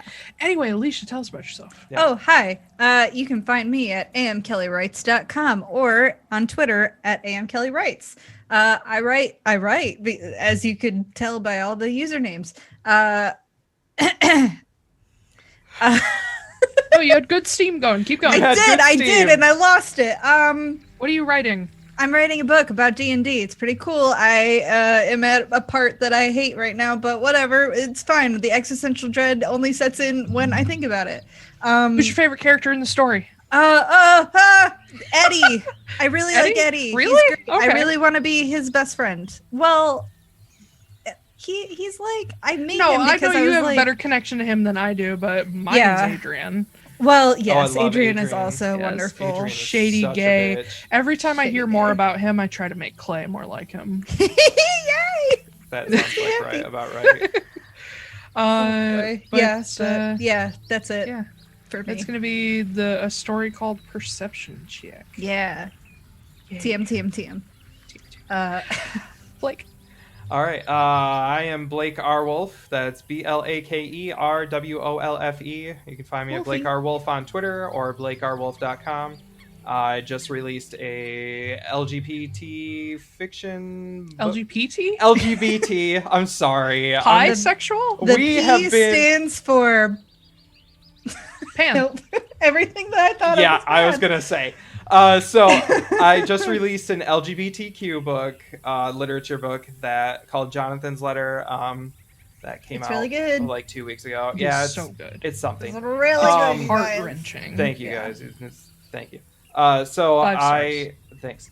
I also have written a fantasy novel called The Crystal Eye, which is the first part of a 6-part series. I'm currently in editing. It will go to Taiylor in a week and a half, probably a week to a week and a half, and then it will be published. You're the first people to know on December 4th. Just in time for Christmas. Just in time for Christmas. Give it to your And I will be friends. writing volume 2 for NaNoWriMo this year, Yeah. which God, Taiylor will NaNoWriMo also is edit coming out. during Ugh. Christmas. Yule, yeah. Yeah. I forgot NaNoWriMo. I hope you're ready to be busy. Oh, yeah. I hope you like making money. Well, yes, obviously. Jesus, I'm going to need to. Yeah, well, true. I'm moving out. I'm going to Oh, need... yes. Well, that too, but Sorry. Yeah. That's No, all for I'm- me, kids. Taiylor. Hello! Back to you. I'm Taiylor. I'm Taiylor R. Wallace. Oh my and God. You can find me at Twitter at Taiylor Wallace, Taiylor. Wallace spelled the normal way. I am also a writer. Nothing published yet. Working on it. Rosemary Hearth. It's going to be great. Witches, LGBT. It's going to be awesome. And I am currently exclusively Blake's editor until I find some more You clients. did another but, person's stuff, too. I did, but Don't say that. I'm not going to say it on the internet. Yeah. So I work out of sonderediting.com. If you have a book you need edited for much less than other editors charge, because that's exorbitant, let me know. I do mostly fiction. Did I say sonderediting.com? Yes, you did. Yes. All right, so that is our stream. Thanks for sticking with us. I love long D&D sessions. And we will see you next Saturday, 5 p.m. shop. All right, everybody. Atlaran Bye, Adventuring guys. Company out.